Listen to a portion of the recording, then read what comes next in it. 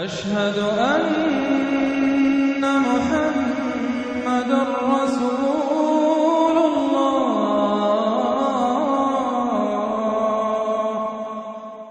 یہ جو سلسلہ شروع ہوا 14 سورتوں کا، پہلا جوڑا اس میں سے سورہ یونس، سورہ ہود علیہم الصلاۃ والسلام۔ البتہ جو تیسرا اس کے اندر سب گروپ، میں نے کہا تھا تین کے سب گروپ ہیں، یہ تیسری سورت جو ہے سورہ یوسف، یہ بالکل پورے قرآن میں منفرد ہے اپنے مزاج کی۔ اس کے ساتھ جزوی سی مشابہت آئے گی ایک سورت کی، میں بعد میں عرض کروں گا۔ اس وقت یہ ہے کہ اس کو نوٹ کیجئے کہ اب تک ہم نے پڑھا ہے جو در حقیقت انباء الرسل کا مضمون ہے، جو ضائع شد و مت کے ساتھ آیا ہے۔ حضرت ابراہیم کا تھوڑا سا ذکر سورہ انعام میں ہم نے پڑھ لیا، کچھ تھوڑا سا ذکر جو ہے وہ سورہ ہود کے اندر آ گیا ہے، لیکن یہ ہے کہ اصل جو آیا ہے انباء الرسل، ایام اللہ فذکرہم بایام اللہ۔ یہ قصص النبیین کے اعتبار سے یہ منفرد صورت ہے، پوری صورت ایک نبی کے حالات پر مشتمل۔ قرآن مجید میں اس کی کوئی اور مثال نہیں۔ پھر یہ کہ اس میں وہ رنگ ہے ہی نہیں کہ حضرت یوسف علیہ السلام نے یہ دعویٰ کیا ہو کہ میں رسول ہوں، مجھے مانو، میری اطاعت کرو، اور وہاں کی جو قوم تھی اور بادشاہ جو تھا اس سے کوئی تعاون نہ کیا ہو، کچھ نہیں، وہ انداز ہی نہیں مانو گے تو عذاب آئے گا، کچھ نہیں۔ تو نبی میں اور رسول میں جو فرق ہوتا ہے وہ بھی آپ کنٹراسٹ اچھی طرح سمجھ لیجئے۔ حضرت یوسف نبی تھے، رسول نہیں تھے۔ رسول بنا کر جسے بھیج دیا جاتا تھا وہ تو پہلے کہتا تھا مجھے مانو، میری اطاعت کرو، ان اعبدوا اللہ واطیعون، اللہ کی بندگی کرو، میری اطاعت کرو، اللہ اور خیر صلی اللہ، اس کے بعد اگلی بات ہوگی۔ لیکن نبی کا معاملہ یہ نہیں ہوتا۔ نبی جیسے کہ مصلح ہوتے ہیں، نیک لوگ ہوتے ہیں، اولیاء اللہ ہوتے ہیں، خاص اللہ تعالیٰ کے برگزیدہ بندے ہوتے ہیں۔ اب ظاہر بات ہے کہ ایسے بھی ہوتے ہیں جیسے ہماری اس امت کے اندر حضور کے بعد کتنے ہیں اولیاء اللہ پیدا ہوئے ہیں، اونچی شخصیت ہے، کیونکہ وحی کا دروازہ بند ہو چکا ہے، نبی ان میں سے کوئی نہیں ہے۔ لیکن انبیاء بنی اسرائیل جو ہے وہ گویا کہ اولیاء اللہ ہی تھے زیادہ تر، لیکن ان پر وحی بھی آتی تھی، وہ تسلسل جو ہے وحی کا چل رہا تھا۔ لیکن رسول وہی تھے کہ جنہیں تعین کے ساتھ کسی قوم کی طرف بھیج دیا جائے۔ حضرت یوسف کے جو یہ واقعات یہاں آ رہے ہیں اس تفصیل کے ساتھ، اور پوری صورت نازل ہوئی ہے، اس کا ایک سبب ہے۔ میں نے آپ سے عرض کیا تھا کہ یہ جو آخری دور تھا مکی، آپ کے قیام مکہ کے دور کا، زمانے کا، تو اس میں یہ کہ چیزیں پہنچ چکی تھی مدینے میں بھی خبریں، اور مدینے میں اہل کتاب کے یہود کے کان کھڑے ہو گئے تھے۔ اب انہیں تو امید تھی، منتظر تھے، نبوت تو آخری ظاہر ہونے والی ہے، لیکن سمجھتے تھے ہم میں سے ہوگا۔ یہاں بات بالکل جو ہے وہ تلپٹ ہو رہی ہے، لہذا وہ اب کچھ نہ کچھ شوشے چھوڑتے رہتے تھے اور انہیں کہتے تھے اپنے پیغامات کے ذریعے سے کہ اچھا تمہارے ہاں سنا کسی نے نبوت کا دعویٰ کیا ہے، اچھا تو اس سے یہ سوال پوچھو کہ یہ ابراہیم تو آباد تھے فلسطین میں، یہ جو یہودی بنی اسرائیل ہے یہ مصر میں کیسے پہنچ گئے، جو وہاں سے پھر حضرت موسیٰ ان کو نکال کر لے کر آئے، لیکن کیسے پہنچے، پہنچنے کا سبب کیا تھا، کیا ماجرا تھا؟ یہ اب تاریخ کا ایک سوال تھا جو انہوں نے کر دیا۔ اس کے جواب میں اللہ تعالیٰ نے یہ صورت نازل فرما دی، اور اس قدر خوبصورت انداز میں نازل کی ہے۔ اور میں آپ کو ایک اور بات بھی بتا دوں کہ میرا قرآن مجید کے ساتھ جو معنوی تعارف ہوا ہے پہلی مرتبہ صحیح معنی میں، وہ اسی سورہ یوسف کے حوالے سے ہے، اور سورہ یوسف کی تفہیم القرآن مولانا مودودی کی۔ 1947 میں میں میٹرک کا امتحان دے چکا تھا، ہمارا رزلٹ بھی آ چکا تھا، لیکن یہ کہ اس کے بعد وہ فسادات کیا قتل عام شروع ہوا مسلمانوں کا مشرقی پنجاب میں۔ میں حصار میں تھا، تو حصار اس شہر کا نام تھا، لیکن ہم اس میں محصور بھی ہو گئے۔ تقریباً 1.5 مہینہ ہم نے مورچے بنا لیے اور اپنی حفاظت کرتے رہے۔ اس دوران میں ظاہر بات ہے کرنے کا کوئی اور کام تھا نہیں، وہ تو جو بھی مورچوں پر جن کی ڈیوٹی ہے وہ مورچوں پر کھڑے ہیں، باقی کوئی کام نہیں۔ تو میں اور میرے بڑے بھائی اس زمانے میں پھر ایک مسجد کے اندر ہم بیٹھ کر، جو چونکہ انہوں نے بھی، وہ مجھ سے تو ویسے 6 سال بڑے ہیں، انہوں نے بھی جب میٹرک کیا تھا تو عربی پڑھی تھی، اور میں نے تازہ میٹرک کیا تھا، اور میرے پاس بھی عربی کا مضمون تھا، تو پھر یہ ہم پڑھتے تھے۔ اور ترجمان القرآن جو مولانا مودودی کا رسالہ تھا، اس میں ان دنوں تفہیم القرآن میں یہ سورہ یوسف کی تفسیر شائع ہو رہی تھی، تو ان دنوں ہم مسجد میں بیٹھ کر یہ سورہ یوسف تفہیم القرآن سے، پھر چونکہ مجھے کچھ عربی آتی تھی اور تازہ تھی، اچھی تھی، تو اس میں یہ کہ ہماری گفتگو بھی ہوتی تھی، مذاکرہ کرتے تھے۔ تو اس طریقے سے جو پہلا بیرا، اس سے پہلے بھی بہرحال یہ کہ قرآن ہے، اللہ کا کلام ہے، اللہ کی کتاب ہے، ہمارا اس پر ایمان ہے، کچھ اس کو سمجھنا، کچھ پڑھنا، یہ تو تھا، لیکن جو ایک معنوی ایک ربط قائم ہوا، ذہنی رشتہ ہے، قلبی رشتہ، وہ در حقیقت سورہ یوسف اور سورہ یوسف کی بھی وہ تشریح و تعبیر کے جو مولانا مودودی نے تفہیم القرآن میں کی ہے۔ بسم اللہ الرحمن الرحیم الف لام را تلک آیات الکتاب المبین، یہ ایک روشن آیات کی کتاب کی آیات ہیں. انا انزلناہ قرآنا عربیا، ہم نے اس کو نازل کیا ہے عربی قرآن بنا کر. کس کو نازل کیا ہے؟ وہ جو ام الکتاب میں ہمارے پاس ہے، وہ جو لوح محفوظ میں ہے، اس کو ہم نے اتارا ہے اب محمد پر، تو قرآن عربی بنا کر اتارا ہے. لعلکم تعقلون، تاکہ اے عربو، اے عرب کے رہنے والوں، اے امیین کہ جن کی طرف اولین بعثت ہمارے رسول کی ہوئی ہے، تم اچھی طرح سمجھ سکو. نحن نقص علیک احسن القصص، اے نبی ہم آپ پر بیان کرنے لگے ہیں بہترین بیان. یہ قصص نہیں ہے، قصص ہوتا قاف کے زیر کے ساتھ تو قصے کی جمع ہوتا کہ بہترین قصہ ہم آپ کو سنا رہے ہیں. نہیں، احسن القصص، قصص جو ہے یہ یہاں پر یہ مصدر ہے، بہترین بیان. ہم آپ کے سامنے بہترین بیان پیش کر رہے ہیں بما اوحینا الیک ھذا القرآن، اس قرآن کے ساتھ جو ہم نے آپ کی طرف وحی کیا ہے. وَإِن كُنتَ مِن قَبْلِهِ لَمِنَ الْغَافِلِينَ، اور یقیناً آپ اس سے پہلے، اس قرآن میں اس قصے کے آنے سے پہلے، قرآن میں اس بیان کی آمد سے پہلے، وحی سے پہلے آپ یقیناً بالکل ناواقف تھے، غافل تھے. آپ کو کچھ معلوم نہیں تھا کہ یہ حضرت یوسف کیسے وہاں پہنچے اور بنی اسرائیل کیسے پہنچ گئے. اس قال یوسف لابیہ، حضرت یعقوب علیہ السلام کی ایک تو بڑی بیوی تھی، ان سے 10 بیٹے تھے، بڑے تھے، جوان تھے. پھر ایک چھوٹی بیوی تھی، ان سے یہ 2 بیٹے تھے، یوسف بڑے ان میں سے اور بنیامین چھوٹے.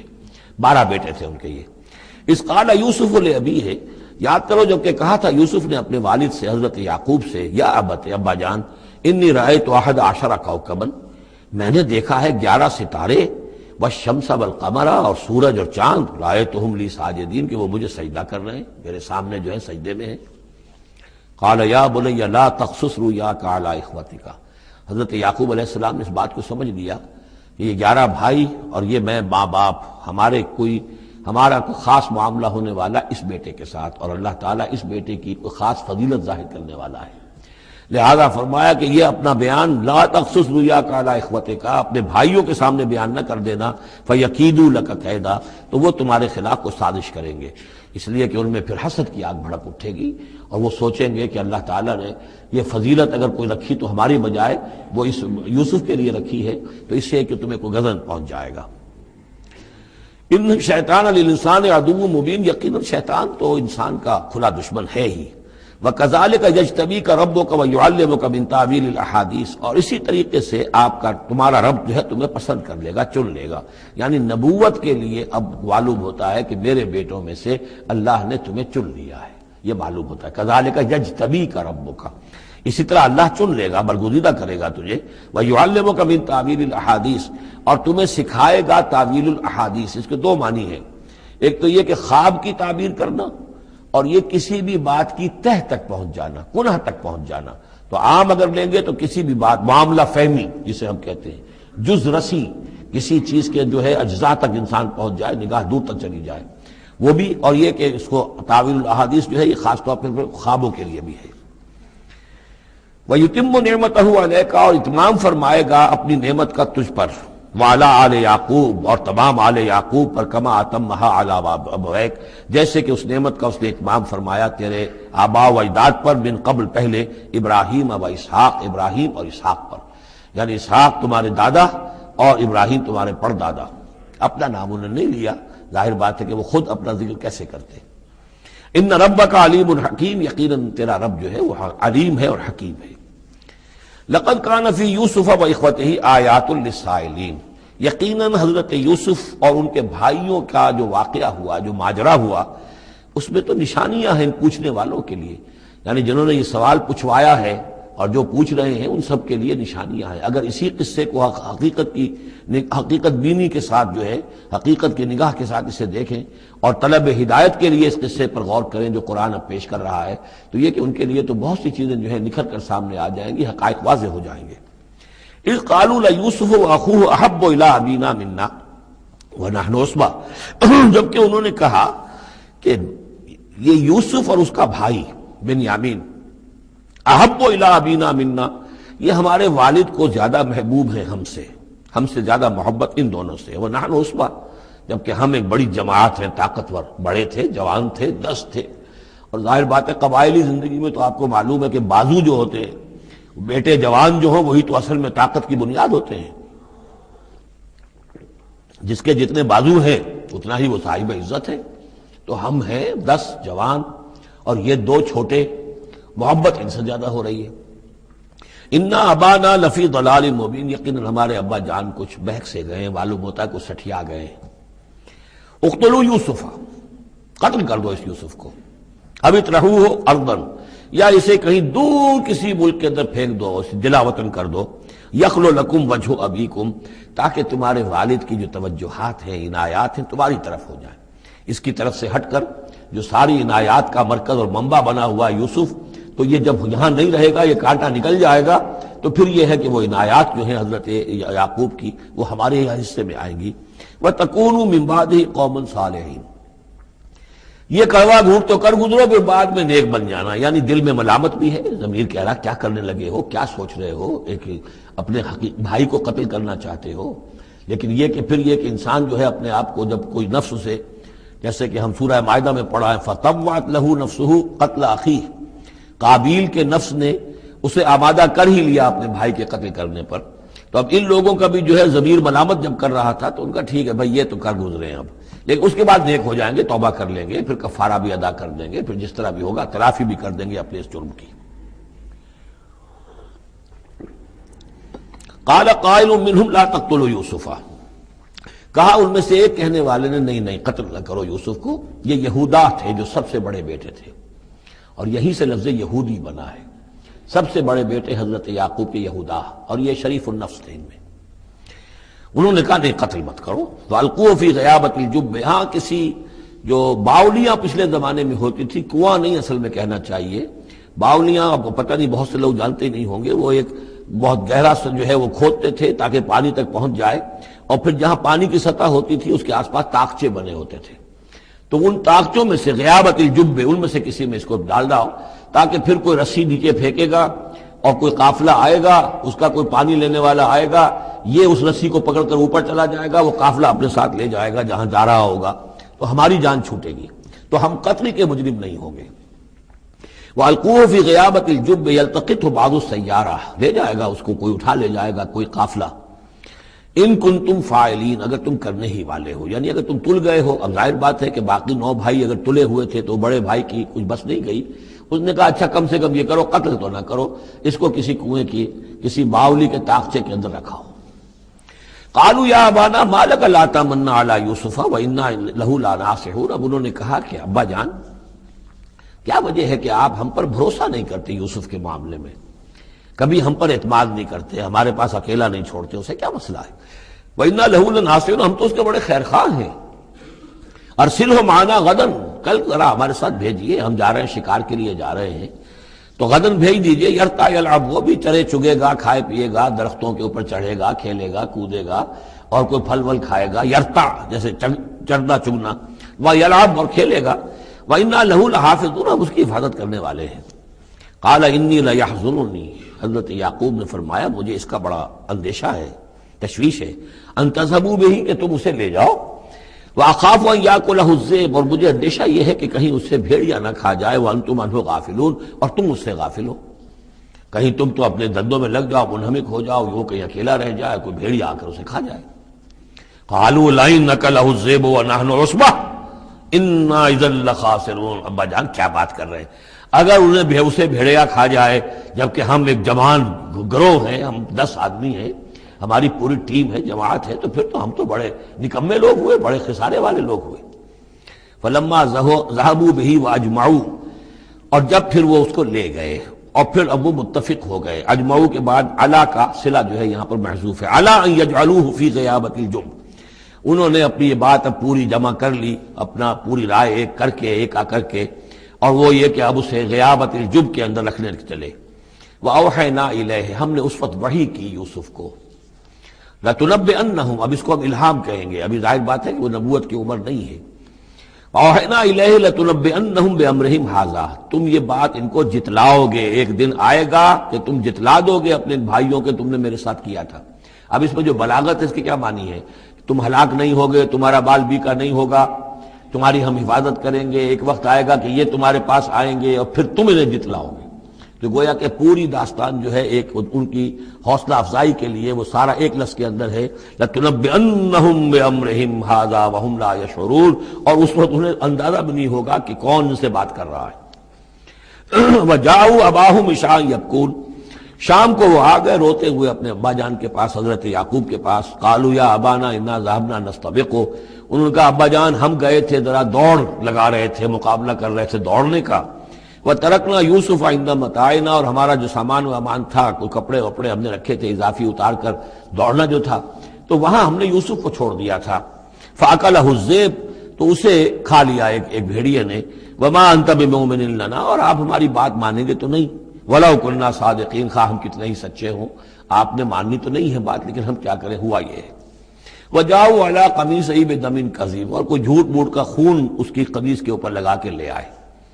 قَالَ بَلْ سَوَّلَتْ لَكُمْ أَنفُسُكُمْ أَمْرًا، حضرت یعقوب نے فرمایا نہیں، بات کچھ اور ہے، تمہارے جیوں نے، تمہارے نفسوں نے تمہارے لیے ایک بڑی بات کو ہلکا کر دیا ہے۔ تم نے کوئی بہت بڑا غلط اقدام کیا ہے اور تمہارے نفسوں نے اس کے لیے تمہیں آمادہ کر دیا ہے۔ فصبر جمیل، لیکن ظاہر بات ہے کہ اب 10 بیٹے ہیں، حضرت یعقوب اکیلے ہیں، بوڑھے ہیں۔ فصبر جمیل، میں اب کیا کر سکتا ہوں سوائے اس کے کہ صبر کروں خوبصورتی کے ساتھ، اور دیکھوں اللہ تعالیٰ اس میں سے کیا برآمد کرتا ہے۔ واللہ المستعان علی ما تصفون، اور جو کچھ تم بیان کر رہے ہیں اس پر تو ظاہر بات ہے کہ اب میں اللہ ہی سے مدد مانگ سکتا ہوں۔ وجاءت سیارۃ، اب کچھ عرصے کے بعد وہاں ایک وہ قافلہ آ گیا۔ جاءت سیارۃ فارسلوا واردہم، انہوں نے بھیجا اپنے آگے چلنے والے کو۔ یہ پرانے زمانے میں ہوتا تھا قافلہ، اس سے آگے آگے جو ہے جس کو عورت کہتے ہیں وارد، وہ جا کر جو ہے وہاں پر دیکھتا تھا کہاں کنواں ہے، پانی کہاں ہے، کہاں اگلا پڑاؤ ہوگا۔ فارسلوا واردہم، اپنے پانی بھرنے والے کو بھیجا۔ فادلا دلوا، اس نے اپنا ڈول جو ہے وہ نیچے اتارا۔ قال یا بشرا، اب اس کو پکڑ لیا حضرت یوسف نے، اس نے کھینچا، وہ سمجھ رہا تھا پانی کھینچ رہا ہوں، وہ حضرت یوسف آ گئے۔ یا بشرا ھذا غلام، انہوں نے وہیں سے شور بچایا، آواز دی کہ بشارت ہو، یہ تو ہمیں غلام مل گیا، لڑکا مل گیا۔ وَأَسَرُّوهُ بِضَاعَةً، اور انہوں نے چھپا لیا اسے ایک پونجی سمجھ کر کہ یہ تو اچھی دولت ملی ہے، اسے بیچیں گے، بیچ کے پیسے کھڑے کریں گے، چھپا لیا۔ واللہ علیم بما یعملون، اور اللہ تعالیٰ خوب جانتا تھا جو وہ کر رہے ہیں۔ وَشَرَوْهُ بِثَمَنٍ بَخْسٍ دَرَاهِمَ مَعْدُودَةٍ، اور مصر پہنچ کر انہوں نے بیچ دیا اس کو بڑی تھوڑی سی قیمت پر۔ دراہم معدودہ، گنتی کی چونیاں، درہم جو ہے ان کے ہاں دینار کا چوتھا حصہ ہوتا تھا، تو دراہم معدودہ جو ہے چند چونیوں کے عوض وہ فروخت کر دیا۔ وَكَانُوا فِيهِ مِنَ الزَّاهِدِينَ، اور اس کے معاملے میں تو وہ بہت ہی قانع تھے، یعنی چونکہ اگر تو کسی کی انویسٹمنٹ ہوئی ہو، 1000-2000 کا خریدا ہو، تب تو آدمی اس کی قیمت اپنے انویسٹمنٹ بھی نکالے اس میں سے اور پھر منافع بھی لینا چاہے، یہ تو مفت کا مال تھا۔ دوسرے یہ اندیشہ ہر وقت دھڑکا لگا ہوا تھا کہ کہیں جو ہے اس کے وارث نہ آ جائیں، تو جلد از جلد بیچ کر جو بھی ملے پیسے کھڑے کرو۔ وقال الذي اشتراه من مصر، اور جس شخص نے خریدا انہیں مصر سے، مصر میں یہ تو عزیز مصر تھا، یعنی کوئی بہت بڑا افسر، بادشاہ نہیں، لیکن یہ کہ وہاں کی جو بھی ہائرارکی تھی اس کے اندر کوئی بہت اہم مقام پر۔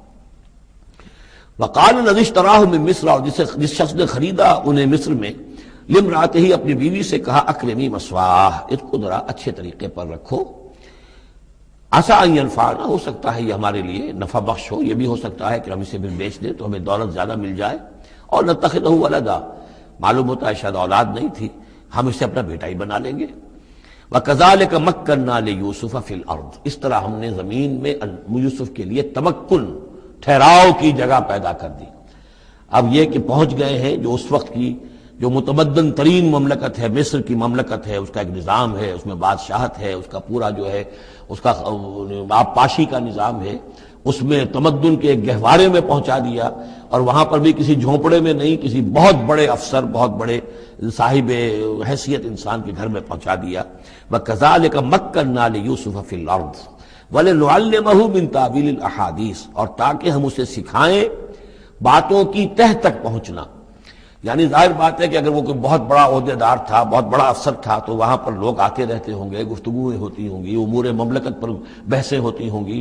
اب یہ وہاں پر ایک خادم کی حیثیت سے ہیں، وہ باتیں ساری سن رہے ہیں، تو گویا کہ اس میں ان کے لیے تربیت کا سامان اللہ نے کر دیا کہ کہاں کسی اگر دیہاتی میں رہتے یا کہیں صحرا میں رہتے، کہاں یہ تمدن کے ایک گڑھ میں اور ایک ایسی جگہ پر جہاں پر بیٹھ کر سارے مشورے ہوتے ہوں، گفتگویں ہوتی ہوں اور دوسرے ملکوں کی خبریں آتی ہوں، اس سے ان کے علم کے اندر معلومات میں بھی اضافہ ہوا، اور یہ کہ حالات و واقعات کا تجزیہ کرنا، اس سے استنتاج کرنا، نتیجہ نکالنا، اللہ نے یہ چیز انہیں سکھا دی۔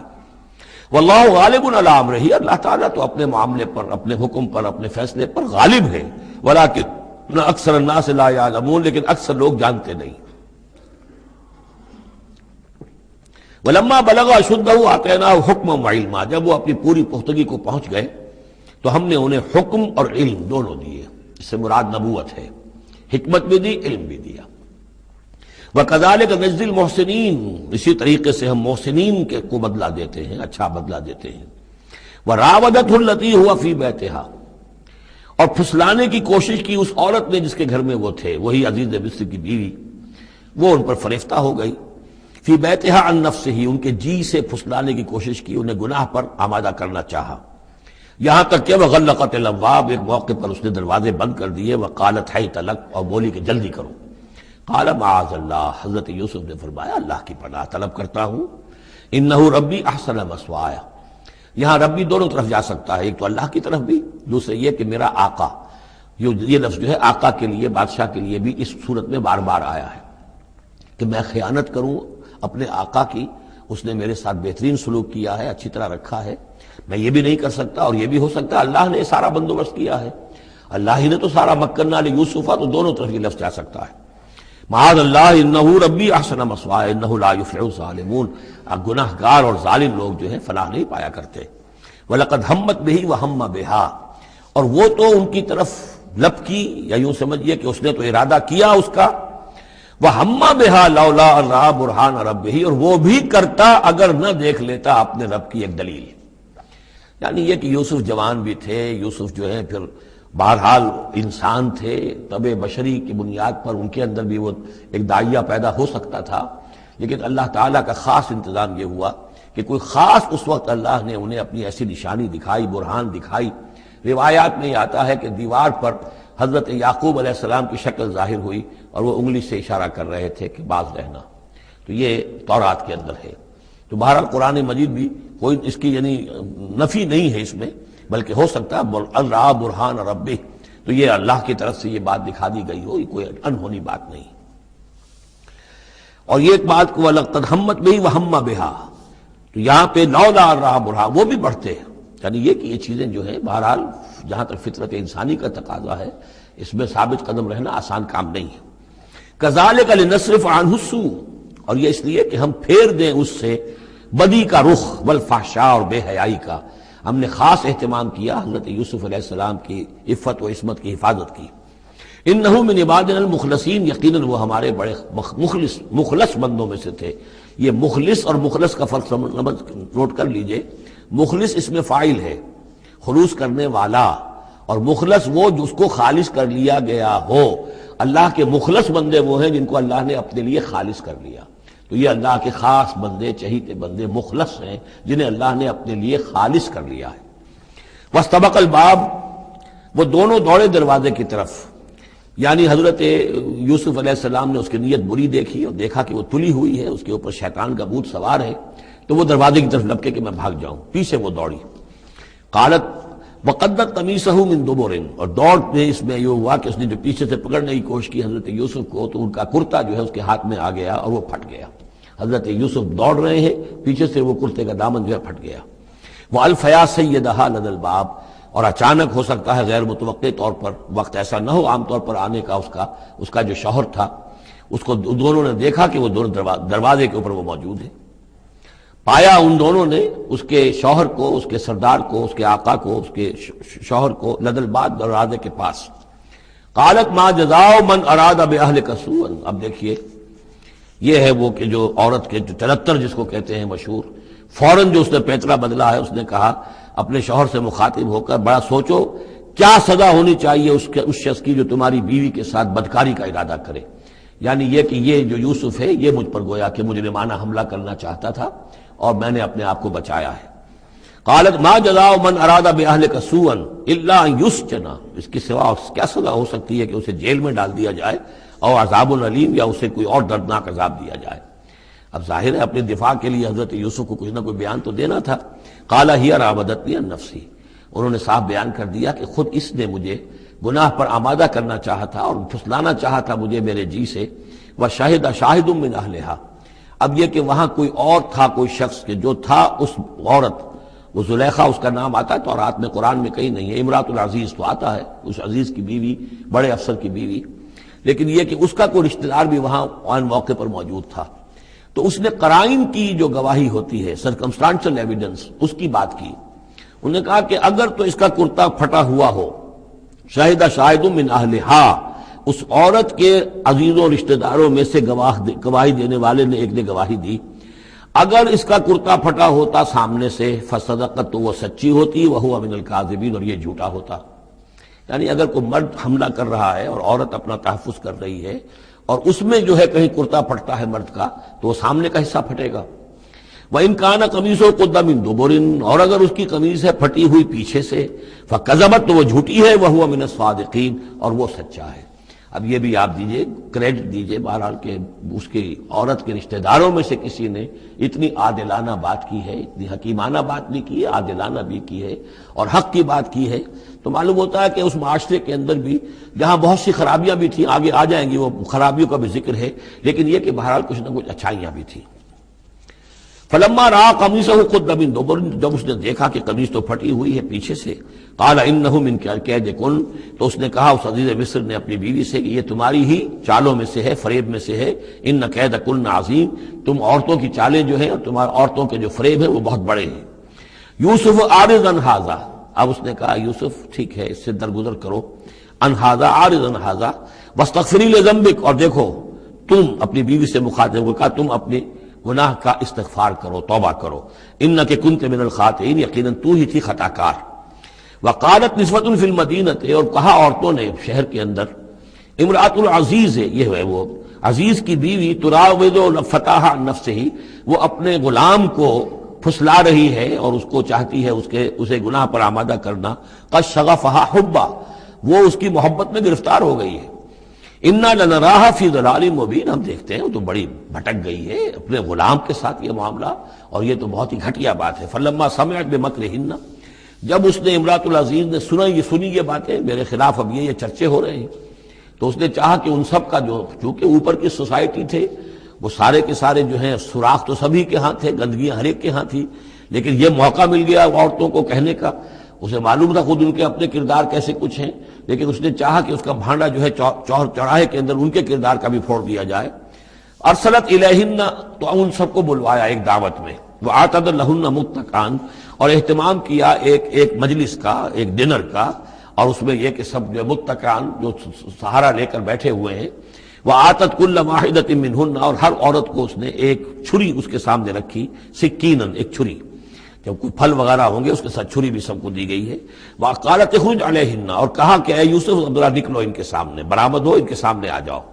فلما رأینہ، تو جب ان سب نے اس کو دیکھا، اکبرنہ، تو ششدر رہ گئیں، وقطعن ایدیہن، اور ان سب نے اپنے ہاتھ کاٹ لیے۔ اس میں ایک کا تو کسی کا غلطی سے ہاتھ کٹ گیا ہوگا، چوک گئی ہوگی، دیکھ کر ایک دم چونکی کہ یہ اس قدر حسین و جمیل، یہ تو انسان نہیں معلوم ہوتا یہ کون ہے، تو اس کا ہاتھ کاٹا۔ اس کی طرف حضرت یوسف متوجہ ہوئے ہوں گے، خون اس کے کچھ نہ آخر ماں خادم کی حیثیت سے تھے کہ اس کے کوئی مرہم پٹی کریں، تو ہر ایک نے یہ چاہا کہ یہ التفات اس کا میری طرف بھی ہو، تو سب نے اپنی انگلیاں کاٹی۔ قطعنا، اب یہاں پر یہ غلطی سے بات نہیں ہو سکتی، اس لیے کہ یہ قطع یقطع تقطیعا باب تفعیل ہے، اس تفعیل کے اندر تو اہتمام اور پوری طریقے سے کوئی ارادہ کر کے کسی کام کو کیا جاتا ہے۔ اپنے ہاتھ کاٹ لیے۔ وقلنا حاشا للہ ما ھذا بشرا، ان کہا کہ حاشا للہ، یہ شخص یہ تو آدمی نہیں ہے، ان ھذا الا ملک کریم، یہ تو معلوم ہوتا ہے کہ کوئی بہت ہی بزرگ فرشتہ ہے۔ قالت فذلکن الذی لمتننی فیہ، تو اس نے کہا یہ ہے وہ جس کے بارے میں تم مجھے ملامت کر رہی تھی اور مجھ پر جو ہے تم تان کر رہی تھی. وَلَقَدْ رَاوَدتُّهُ عَن نَفْسِهِ، اور میں نے اسے یقیناً پھسلانا چاہا، گناہ پر آمادہ کرنا چاہا. فَاسْتَعْصَمَ، لیکن وہ جمع رہا، وہ قائم رہا، وہ مستقیم رہا، اس نے اپنے عفت اور عزت کی حفاظت کی. وَلَئِن لَّمْ يَفْعَلْ مَا آمُرُهُ، اور اگر اس نے نہ کیا وہ جو میں اسے حکم دے رہی ہوں، لَيُسْجَنَنَّ، تو وہ لازماً قید میں پڑے گا. وَلَيَكُونَ مِنَ الصَّاغِرِينَ، اور یہ کہ بہت ہی چھوٹا ذلیل و خوار ہو کر رہے گا. اس سے آپ اندازہ کر لیجئے کہ اس اونچی سوسائٹی کا اخلاقی طور پر اس وقت کیا حال ہو چکا تھا. کس دھڑلے سے یہ کہہ رہی ہے، اور ان کی تمام بیگمات کا بھی جو مسئلہ تھا وہ بھی سامنے آ چکا، اور اس میں ظاہر بات ہے کہ اسی دھڑلے کے ساتھ اس کا اعلان کرنا اپنے گناہ کا، کوئی اس میں حجاب محسوس نہیں کر رہی. قال رب السجن احب الی مما یدعوننی الیہ، حضرت یوسف نے دعا کی، پروردگار مجھے قید زیادہ پسند ہے اس چیز سے جس کی طرف یہ مجھے بلا رہی ہیں. وَإِلَّا تَصْرِفْ عَنِّي كَيْدَهُنَّ، اور اگر اے پروردگار تو نے مجھ سے دور نہ کر دیا ان کی چالوں کو، ان کی فریبوں کو، أَصْبُ إِلَيْهِنَّ، ہو سکتا ہے میں بھی ان کی طرف مائل ہو جاؤں. وَأَكُن مِّنَ الْجَاهِلِينَ، اور میں جاہلوں میں سے ہو جاؤں. فَاسْتَجَابَ لَهُ رَبُّهُ، تو اللہ تعالیٰ نے، اس کے رب نے اس کی دعا کو قبول کیا. فَصَرَفَ عَنْهُ كَيْدَهُنَّ، اور ان سب کی عورتوں کی جو چالیں تھیں ان سے ان کو بچا لیا. انه هو السمیع العلیم، یقیناً وہی ہے سننے والا اور جاننے والا. ثم بدا لهم من بعد ما رأوا الآیات، پھر یہ بات ان پر واضح ہو گئی، منکشف ہو گئی جب یہ ساری نشانیاں دیکھ لی. لَيَسْجُنُنَّهُ حَتَّىٰ حِينٍ، کہ عافیت اسی میں ہے کہ کچھ عرصے کے لیے اسے جیل میں ڈال دیا جائے. پبلک سیفٹی کا معاملہ یہی ہے، مصلحت عامہ کا تقاضا یہی ہے. ہم اپنی عورتوں کو تو سنبھال کے نہیں رکھ سکتے، لیکن پبلک سیفٹی کے لیے اس کو جیل میں ڈال دینا چاہیے.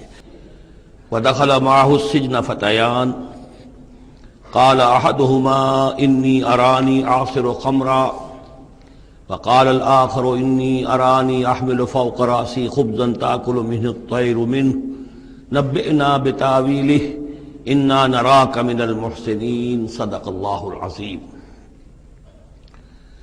اور داخل ہوئے ان کے ساتھ جیل میں دو جوان. جب انہیں جیل میں بھیجا گیا حضرت یوسف علیہ السلام کو، تو اتفاقاً اسی موقع پر دو اور قیدی بھی لا کر داخل کیے گئے. قال احدہما، ان میں سے ایک نے یہ کہا، انی ارانی اعصر خمرا، میں یہ دیکھ رہا ہوں، خواب میں نے دیکھا ہے کہ میں شراب کشید کر رہا ہوں. وقال الآخر، اور دوسرے نے کہا، انی ارانی احمل فوق راسی خبزا، میں دیکھتا ہوں اپنے آپ کو کہ میں اپنے سر پر وہ روٹیاں اٹھائے ہوئے ہوں. تاکل الطیر منہ، اور اس روٹیوں میں پرندے جو ہے کھا رہے ہیں، چونچے مار رہے ہیں. نبئنا بتاویلہ، ہمیں ذرا ان خوابوں کی تعویل بتائیے. انا نراک من المحسنین، ہم دیکھتے ہیں کہ آپ عام قیدیوں کی طرح نہیں ہیں. آپ کا کردار، آپ کی شخصیت، آپ کی سیرت، آپ کی وجاہت یہ بالکل مختلف ہے. ہم دیکھتے ہیں کہ آپ تو بہت اچھے آدمی ہیں، بہت بزرگ آدمی ہے. تو ہمیں امید ہے کہ آپ ہمارے خوابوں کی تعویل بتا سکیں گے. قال لا یاتیکما طعام ترزقانہ الا نبأتکما بتاویلہ، حضرت یوسف نے فرمایا کہ جو کھانا آتا ہے تمہارے لیے، وہ راشن کا وقت معین ہوگا جو قیدیوں کو تقسیم کیا جاتا ہے، تو نہیں آئے گا تم تک کھانا جو دیا جاتا ہے تمہیں، مگر یہ کہ میں بتا دوں گا تمہیں اس کی تعویل. یعنی فوراً جواب نہیں دیا، کچھ ان سے ٹائم لیا، کچھ وقت لیا انہوں نے کہ اس میں اپنی تبلیغ کر سکیں، اپنی بات اس کو بتا سکیں کہ جب یہ اب میری طرف متوجہ ہوئے ہیں. اور یہ داعی حق کا یہ کام ہوتا ہے کہ وہ ہر وقت اس فکر میں رہے کہ کسی بھی اعتبار سے کوئی موقع ہو کہ کوئی خیر کی بات کسی سے کہنے کے لیے صحیح جو ہے تقریب پیدا ہو جائے تو اس موقع سے فائدہ اٹھایا جائے. الا نبأتکما بتاویلہ قبل ان یاتیکما، اس سے پہلے کہ تمہارا وہ راشن آئے. ذالکما مما علمنی ربی، اور دیکھو یہ وہ چیز ہے جو میرے رب نے مجھے سکھائی ہے. میں کوئی دعوے دار نہیں ہوں اپنے کسی ذاتی کمال کا. اب اس میں خود بخود اس جملے میں بھی اللہ تعالیٰ کی طرف ایک توجہ اور اللہ کی طرف ایک نسبت موجود ہے. انی ترکت ملت قوم لا یؤمنون باللہ وہم بالآخرۃ ہم کافرون، دیکھو میں نے ترک کر دیا ہے اس قوم کا راستہ کہ جو نہ اللہ کو مانتے ہیں اور نہ ہی آخرت پر ان کا یقین ہے، بلکہ آخرت کے وہ کافر ہیں، منکر ہیں، نہیں مانتے آخرت کو. واتبعت ملت آبائی، اور میں نے پیروی کی ہے، اختیار کر لی ہے ملت اپنے آبا کی، ابراہیم و اسحاق و یعقوب، یعنی ابراہیم اور اسحاق اور یعقوب کی. یہاں اس سے مراد کیا ہے؟ دیکھیے کہ ایک شخص جو ہے بچپن میں ہی اگر پیدا ہوا ہے مسلمانوں میں، تو ایک تو ہے موروثی عقائد کے جو اسے ملے ہیں، اور ظاہر بات ہے کہ وہ اللہ کا نام جانتا ہے، رسول کا نام جانتا ہے، کلمے اس کو پڑھا دیے گئے، نماز سکھا دی گئی. لیکن ایک ہوتا ہے جب انسان شعور کی عمر کو پہنچے تو خود اپنے غور و فکر سے اپنا جو فری ایک چوائس ہے اس کو ایکسرسائز کرتے ہوئے کسی شے کو قبول کرنا، کسی شے کو اختیار کرنا. تو گویا کہ حضرت یوسف علیہ السلام اس کا تذکرہ کر رہے ہیں کہ میں نے شعوری طور پر، کیونکہ اب جو زندگی گزر رہی ہے، جن لوگوں کے مابین گزر رہی ہے، وہ لوگ تو کافر ہیں، وہ لوگ تو کسی نبی سے وحی سے واقف ہی نہیں ہیں، مصر کے قوم ہے. لیکن یہ کہ میں نے ان کے طریقے کو چھوڑ دیا ہے شعوری طور پر فیصلہ کر کے، میں نے شعوری طور پر اختیار کیا ہے اپنے آباء و اجداد، صرف اس لیے نہیں کہ وہ میرے آباء و اجداد ہیں، بلکہ اس لیے کہ ان کا راستہ میرے نزدیک صحیح ہے، عقل سلیم کے نزدیک جو ہے وہی معقول ہے. واتبعت ملت آبائی ابراہیم و اسحاق و یعقوب ما کان لنا ان نشرک باللہ من شیء. دیکھو ہمارے لیے یہ روا نہیں ہے کہ ہم اللہ کے ساتھ کسی بھی شے کو شریک کریں. ذالک من فضل اللہ علینا، یہ اللہ کا بڑا فضل ہے ہم پر، وعلی الناس، اور سب لوگوں پر. اللہ نے تو انسانوں کو اشرف المخلوقات بنایا، اور یہ کہ انسان جو ہے اللہ کے سوا کچھ اور چیزوں کو کہ جنہیں اللہ نے انہی کی چاکری کے لیے پیدا کیا ہے اپنا معبود بنا لے. ولیکن اکثر الناس لا یشکرون، لیکن اکثر لوگ شکر نہیں کرتے، شکر گزار نہیں ہوتے.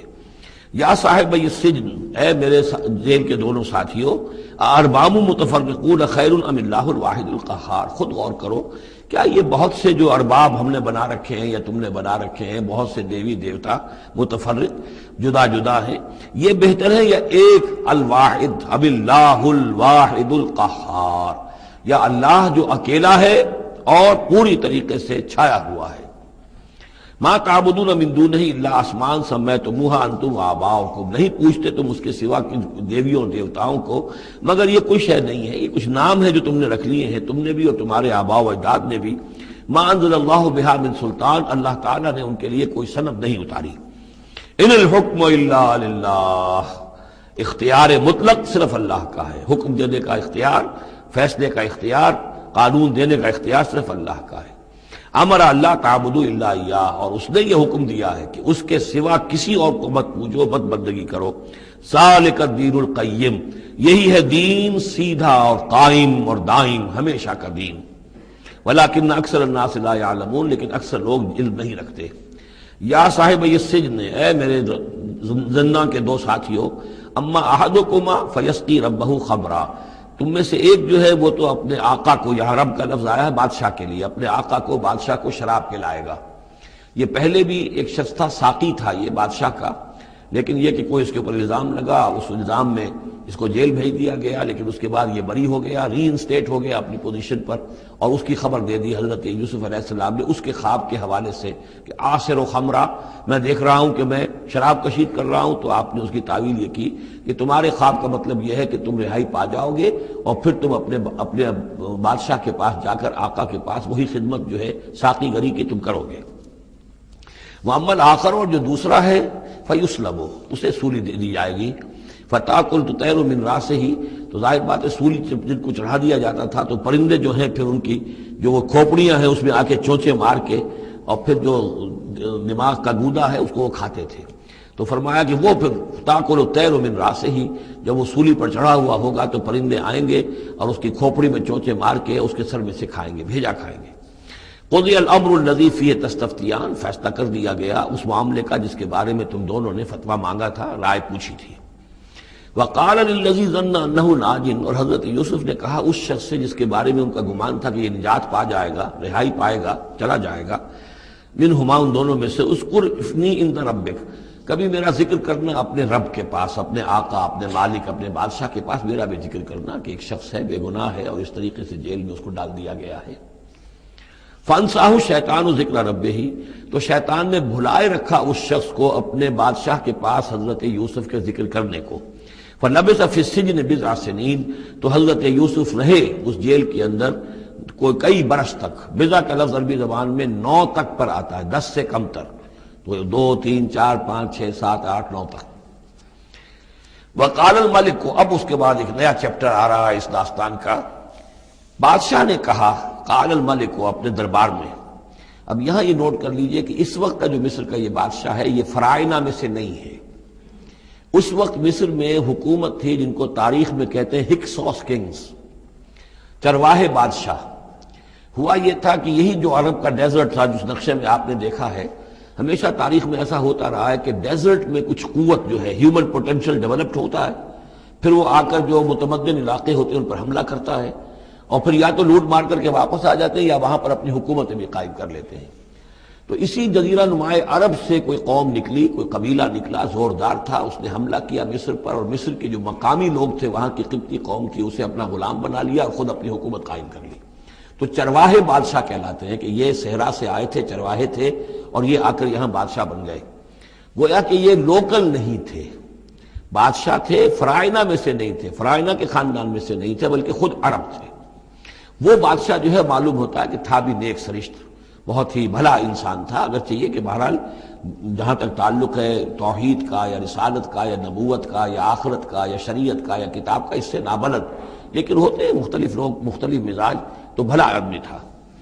قال الملک کو اس بادشاہ نے کہا انی ارا سبع بقرات، میں اپنے خواب میں نے دیکھا ہے کہ 7 گائیں ہیں، سمان خوب موٹی تازہ، یاکلہن سبع عجاف، انہیں ہڑپ کر رہی ہیں 7 گائیں جو دبلی ہیں، 7 گائیں دبلی ہیں اور وہ ہڑپ کر رہی ہیں 7 موٹی تازہ گائیں کو. یاکلہن سبع عجاف وسبع سنبلات خضر، اور میں دیکھتا ہوں کہ 7 بالیاں، بالیں ہیں ہری، سٹے ہیں ہرے اناج کے، وَأُخَرُ یابسات، اور 7 ہیں کہ جو سوکھے ہیں. یا ایھا الملأ افتونی فی رؤیایا، اے میرے درباریوں، اے میرے سرداروں، ذرا مجھے میرے خواب کی تعبیر بتاؤ. ان کنتم للرؤیا تعبرون، اگر تم واقعتاً خوابوں کی تعبیر کا فن جانتے ہو، اس سے واقف ہو. قالوا اضغاث احلام، انہوں نے کہا نہیں یہ تو پریشان خیالی ہے، یہ خواب جو ہے کوئی خاص مانوی خواب نہیں ہے، ایسے ہی ہے جیسے کہ پریشان خیالات ہوتے ہیں. جیسا کہ اب آپ کو معلوم ہے فرائڈ کا نظریہ ہے کہ یہ صرف جو انسان کے جو سیکشول ڈیزائرز ہیں یا اور کوئی ایمبیشنز ہیں نفسیاتی یا نفسانی، وہ دبی ہوئی ہوتی ہیں، تو پھر یہ کہ انسان خواب کے اندر ان کی تسکین جو ہے وہ کر لیتا ہے کسی طریقے سے، تو وہ اس کے اپنے خیالات ہوتے ہیں، پریشان خیالات. اگرچہ اسلام میں خواب 3 قسم کے ہیں. ایک خواب ہے جو اللہ کی طرف سے ہوتا ہے، جس کو ہم کہتے ہیں سچا خواب، رؤیا صادقہ، وہ نبوت کے اجزاء میں سے ہے. اور ایک خواب شیطانی ہوتا ہے جو شیطان کی طرف سے ہوتا ہے، شیطان جو جنات ہیں وہ اس میں الہام کرتے ہیں. اور تیسرا اسی نوعیت کا ہوتا ہے جس کو یہاں کہا گیا ہے. تو فرائڈ ظاہر بات ہے کہ ان چیزوں سے واقف ہے، وہ جہاں تک کہ وہ رؤیا صادقہ ہے اس سے واقف نہیں ہے. قالوا اضغاث احلام وما نحن بتاویل الاحلام بعالمین، ایسے خوابوں کی تعبیر ہمیں نہیں آتی ہے. وہ باقاعدہ کوئی خواب ہو تو اس کی تعبیر ہم بتائیں. وقال الذی نجا منہما، اب اس شخص نے، وہ جو وہاں پر پھر ساقی گری کر رہا تھا، اسے اچانک حضرت یوسف یاد آ گئے. وقال الذی نجا منہما، اور کہا اس شخص نے جو ان دونوں قیدیوں میں سے نجات پا گیا تھا، بری ہو گیا تھا، رہا ہو گیا تھا، وذکر بعد امۃ، اور اس طویل عرصے کے بعد اسے اچانک یاد آ گیا، انا انبئکم بتاویلہ فارسلون، میں بتا دوں گا اس خواب کی تعویل آپ لوگوں کو، ذرا مجھے جانے دو، مجھے اجازت دیجئے کہ میں جاؤں اور جیل میں جا کر وہاں ایک شخص ہے اس سے مل کر اس خواب کی تعبیر معلوم کر لوں.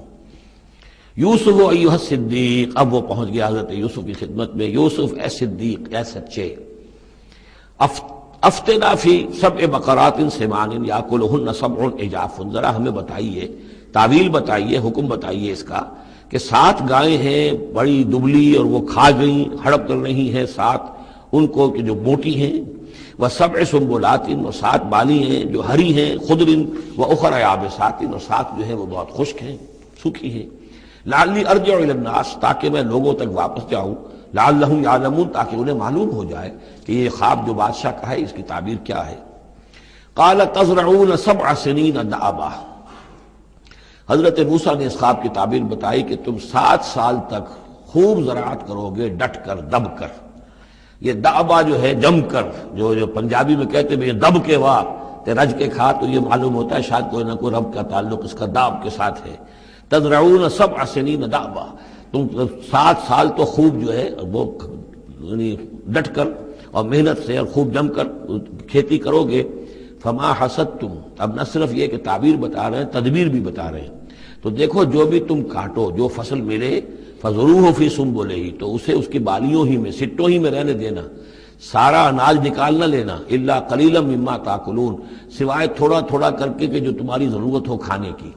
اس لیے کہ آج یہ معلوم ہے کہ بہترین پریزرویٹو جو ہے یہ سٹوں میں اگر نہ چھوڑ دیا جائے، ان کو اگر نہ نکالا جائے تو پھر ان کے لیے کسی اور ایڈیشنل پریزرویٹو کی ضرورت نہیں ہے، یہ محفوظ رہتے ہیں، ان کو جو ہے وہ انسیکٹس وغیرہ ختم نہیں کر سکتے۔ تو وہ تدبیر بھی بتا دی کہ اس کو ابھی سارے کے سارے کے اناج کو گاہ نہ لینا، بلکہ یہ کہ انہی بالیوں کے اندر، انہی سٹوں کے اندر ان کو رہنے دینا، الا قلیلا مما تاکلون، جو بھی تم کھاتے جاؤ اس میں سے جو ضرورت کے مطابق۔ ثم یاتی من بعد ذلک صبر شداد، پھر اس کے بعد 7 سال آئیں گے بہت سختی کے، یعنی بارش نہیں ہوگی، شدید قحط پڑے گا۔ یا کلنا، وہ 7 سال کھا جائیں گے، ما قدمتم لہن، جو کچھ بھی تم نے بچا کے رکھا ہوگا ان کے لیے، یعنی تعبیر بھی تدبیر بھی سب کچھ بتا دی گئی۔ تعبیر تو یہ کہ 7 سال تک خوشحالی ہوگی، اچھی فصل ہوگی، اور 7 سال اس کے بعد قحط کے آنے والے ہیں۔ تدبیر کیا بتائی کہ پہلے 7 سالوں میں بس ضرورت کا اناج جو ہے وہ گاہ کر نکال کر استعمال کر لینا، باقی ذخیرہ کرنا اور رہنے دینا اسی طرح اس کی بالیوں کے اندر، اور پھر جب وہ قحط کے دن ہو گئے تو اس پر گزارا کرنا۔ ثم یاتی من بعد ذلک، پھر اس کے بعد ایک سال آئے گا، صبر شداد یاکلنا، وہ سال آئیں گے 7، یاکلنا ما قدمتم لہن الا قلیلا ما تحسنون، جو تم نے رکھا ہوا ہوگا وہ تم کھاؤ، وہ کھا جائیں گے سوائے اس کے کہ جو تم بیج کے لیے روک رکھو گے۔ ثم یاتی من بعد ذلک عام فیہ یغاث الناس، پھر ایک 7 سال کے بعد پھر آئے گا لوگوں پر ایک ایسا سال کہ خوب ان پر می برسے گا، وفیہ یعصرون، اور جب می برسے گا تو خوب انگور کی فصل بھی ہوگی، اور انگور کی فصل ہوگی تو پھر شراب بھی کشید ہوگی۔ وقال الملک اوتونی بہ، اب یہ ساری بات سن کر بادشاہ نے کہا اس شخص کو تو میرے پاس لے کر آؤ، اتنا ذہین انسان ہے اور اتنا سمجھدار انسان ہے، اس کو تو یقیناً جیل میں نہیں ہونا چاہیے، میرے پاس ہونا چاہیے۔ فلما جاء الرسول، اور جب وہ ایلچی آیا حضرت یوسف کے پاس، قال ارجع الی ربک، انہوں نے کہا کہ دیکھو میں اس طرح یہاں سے نکلنے کو تیار نہیں۔ ظاہر بات ہے جب جیل میں ڈالا گیا تو کوئی تہمت تو لگی ہوگی، کوئی FIR تو کٹی ہوگی نا، آخر میں کوئی نہ کوئی الزام، کوئی جو خانہ پوری کی گئی تھی تو وہ تو ان کے اوپر داغ ہے، دھبا تو ہے۔ تو میں جب تک کہ بری ذمہ نہ ہو جاؤں اور بری نہ ہو جاؤں ان الزامات سے، جب تک کہ میرا دامن جو ہے صاف نہ ہو جائے، میں یہاں سے نکلنا نہیں چاہتا۔ فرمایا قال ارجع الی ربک فاسألہ، تو لوٹ جاؤ اپنے بادشاہ کے پاس، فاسألہ، اور ذرا اس سے جا کے پوچھو، ما بال النسوۃ اللاتی قطعن ایدیہن، ان عورتوں کا کیا مسئلہ تھا جنہوں نے اپنے ہاتھ کاٹ لیے تھے۔ ان ربی بکیدہن علیم، یقیناً میرا رب ان کی چالوں سے اور ان کے چرتروں سے خوب واقف ہے۔ قال فما خطبکن، اب بادشاہ نے طلب کر لیا سب کو، وہ بیگمات کو، اذ راوتن، ما خطبکن اذ راوتن یوسف عن نفسہ، کیا معاملہ تھا تم لوگوں کا، کیا حقیقت تھی اس کی جبکہ تم نے یوسف کو چاہا، تم سب نے چاہا کہ اسے تم پھسلا دو اور اسے تم گناہ پر آمادہ کرو۔ قلنا حاشا للہ ما علمنا علیہ من سوء، ان سب نے کہا کہ اللہ گواہ ہے ہم میں اس کے بارے میں ہمارے علم میں کوئی برائی نہیں ہے، اس کے نیت میں کوئی برائی، اس کی طرف سے کوئی اقدام، اس کی طرف سے کوئی غلط جو ہے کام قطعاً نہیں، جو بھی کچھ تھی غلطی وہ ہماری تھی۔ قالت امرأۃ العزیز، اب وہ اس امرأۃ العزیز نے بھی، جس کا نام زلیخا مشہور ہے، اس نے بھی کہا الآن حسس الحق، اب تو حق واضح ہو گیا، وہ جو بھی کچھ تھا اس کا پردہ چاک ہو گیا۔ انا راودتہ عن نفسہ، میں نے ہی اصل میں اس کو پھسلانا چاہا تھا، میں نے ہی اسے گناہ پر آمادہ کرنا چاہا تھا، وانہ لمن الصادقین، اور وہ بالکل سچا ہے، اس نے کوئی غلط بیانی نہیں کی ہے۔ ذالک لیعلم، یہ جملہ جو ہے اس کے بارے میں بہت سے اقوال ہے کہ یہ کس کا قول ہے۔ ایک قول یہ ہے کہ یہ زلیخا ہی کا کلام بھی چل رہا ہے، یہ اس لیے کہ وہ اس کو معلوم ہو جائے، یعنی حضرت یوسف علیہ السلام کو، انی لم اخنہ بالغیب، کیونکہ حضرت یوسف اس وقت وہاں موجود نہیں تھے، ان کی غیر موجودگی میں اس نے اپنے گناہ کا اقرار کیا ہے کہ میں نے اس کے ساتھ خیانت نہیں کی ہے۔ اب بھی ہو سکتا تھا کہ وہ پھر کوئی بکواس کرتی اور غلط بات کہتی، لیکن نہیں، لم اخنہ بالغیب، تاکہ یوسف کے علم میں یہ بات آ جائے کہ میں نے یہاں اس کی غیر موجودگی میں کوئی خیانت نہیں کی ہے۔ وَأَنَّ اللَّهَ لَا يَهْدِي كَيْدَ الْخَائِنِينَ، اور یقیناً اللہ تعالیٰ جو ہے خیانت کرنے والوں کی چال کو کامیاب نہیں کرتا۔ وما ابرئ نفسی، اور یہ کہ میں اپنے آپ کو کوئی بہت یہ نہیں سمجھتی کہ میں مجھ سے گناہ سرزد نہیں ہو سکتا، میں اپنے نفس کو بری نہیں کہتی۔ ان النفس لامارۃ بالسوء، نفس جو ہے انسان کا وہ تو بدی کا حکم دیتا ہی ہے، الا ما رحم ربی، سوائے اس کے کہ جس پر اللہ کا رحم ہو گیا ہو۔ ان ربی غفور الرحیم، یقیناً میرا رب جو ہے بہت غفور اور رحیم ہے۔ ایک تو یہ ترجمہ ہے اس رائے کے مطابق کہ یہ سارا کلام جو ہے اسی زلیخا کا ہے۔ اصل میں اسی اعتبار سے ہمارے ہاں وہ جو قصہ گو ہیں یوسف زلیخا کے قصے ہیں، ان میں تو پھر مائی زلیخا کو بہت ولی اللہ بنا دیا گیا ہے، اور کوئی ایسی بات بھی نہیں ہو سکتا ہے کہ اس پورے دوران میں وہ عشق مجازی جو ہے اس کا وہ عشق حقیقی میں تبدیل ہو چکا ہو اور حقیقتاً ہدایت پر آ گئی ہو، اور جیسا اگر یہ کلام اسی کا ہے جیسے کہ بہت سے لوگ جو ہے مانتے ہیں ہمارے مفسرین میں سے، اسی کا کلام ہے۔ اب وہ اللہ کا ذکر جس طرح کر رہی ہے، میں نے اب جو ہے اس پر صحیح بات کہہ دی ہے، اللہ خائنوں کی بات کو راہیاب نہیں کرتا، اور میں اپنے نفس کو بری نہیں کہتی، یقیناً نفس جو ہے وہ تو انسان کو بدی کا حکم دیتا ہی ہے، الا ما رحم ربی۔ ایک رائے یہ ہے کہ اس کا قول تو ختم ہو گیا، انا راودتہ عن نفسہ وانہ لمن الصادقین۔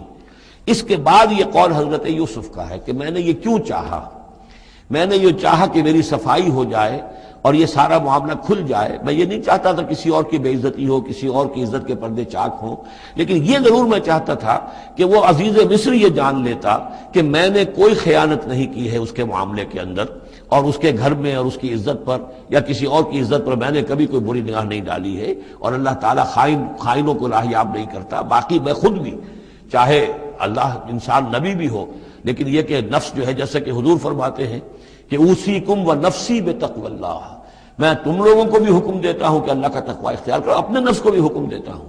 تو حضرت یوسف کا بھی یہ قول ہو سکتا ہے کہ میں بھی اپنے نفس کو بری نہیں سمجھتا، میں یہ نہیں سمجھتا، ہو سکتا ہے اللہ تعالیٰ کی طرف سے خصوصی حفاظت میری نہ ہوتی تو میں کسی غلط حرکت میں مبتلا ہو ہی جاتا۔ وما ابرئ نفسی ان النفس لامارۃ بالسوء، نفس تو یقیناً حکم دینے والا ہے بدی کا، الا ما رحم ربی، سوائے اس کے جو اللہ فیصلہ کر دے اور رحم فرمائے، ان ربی غفور الرحیم۔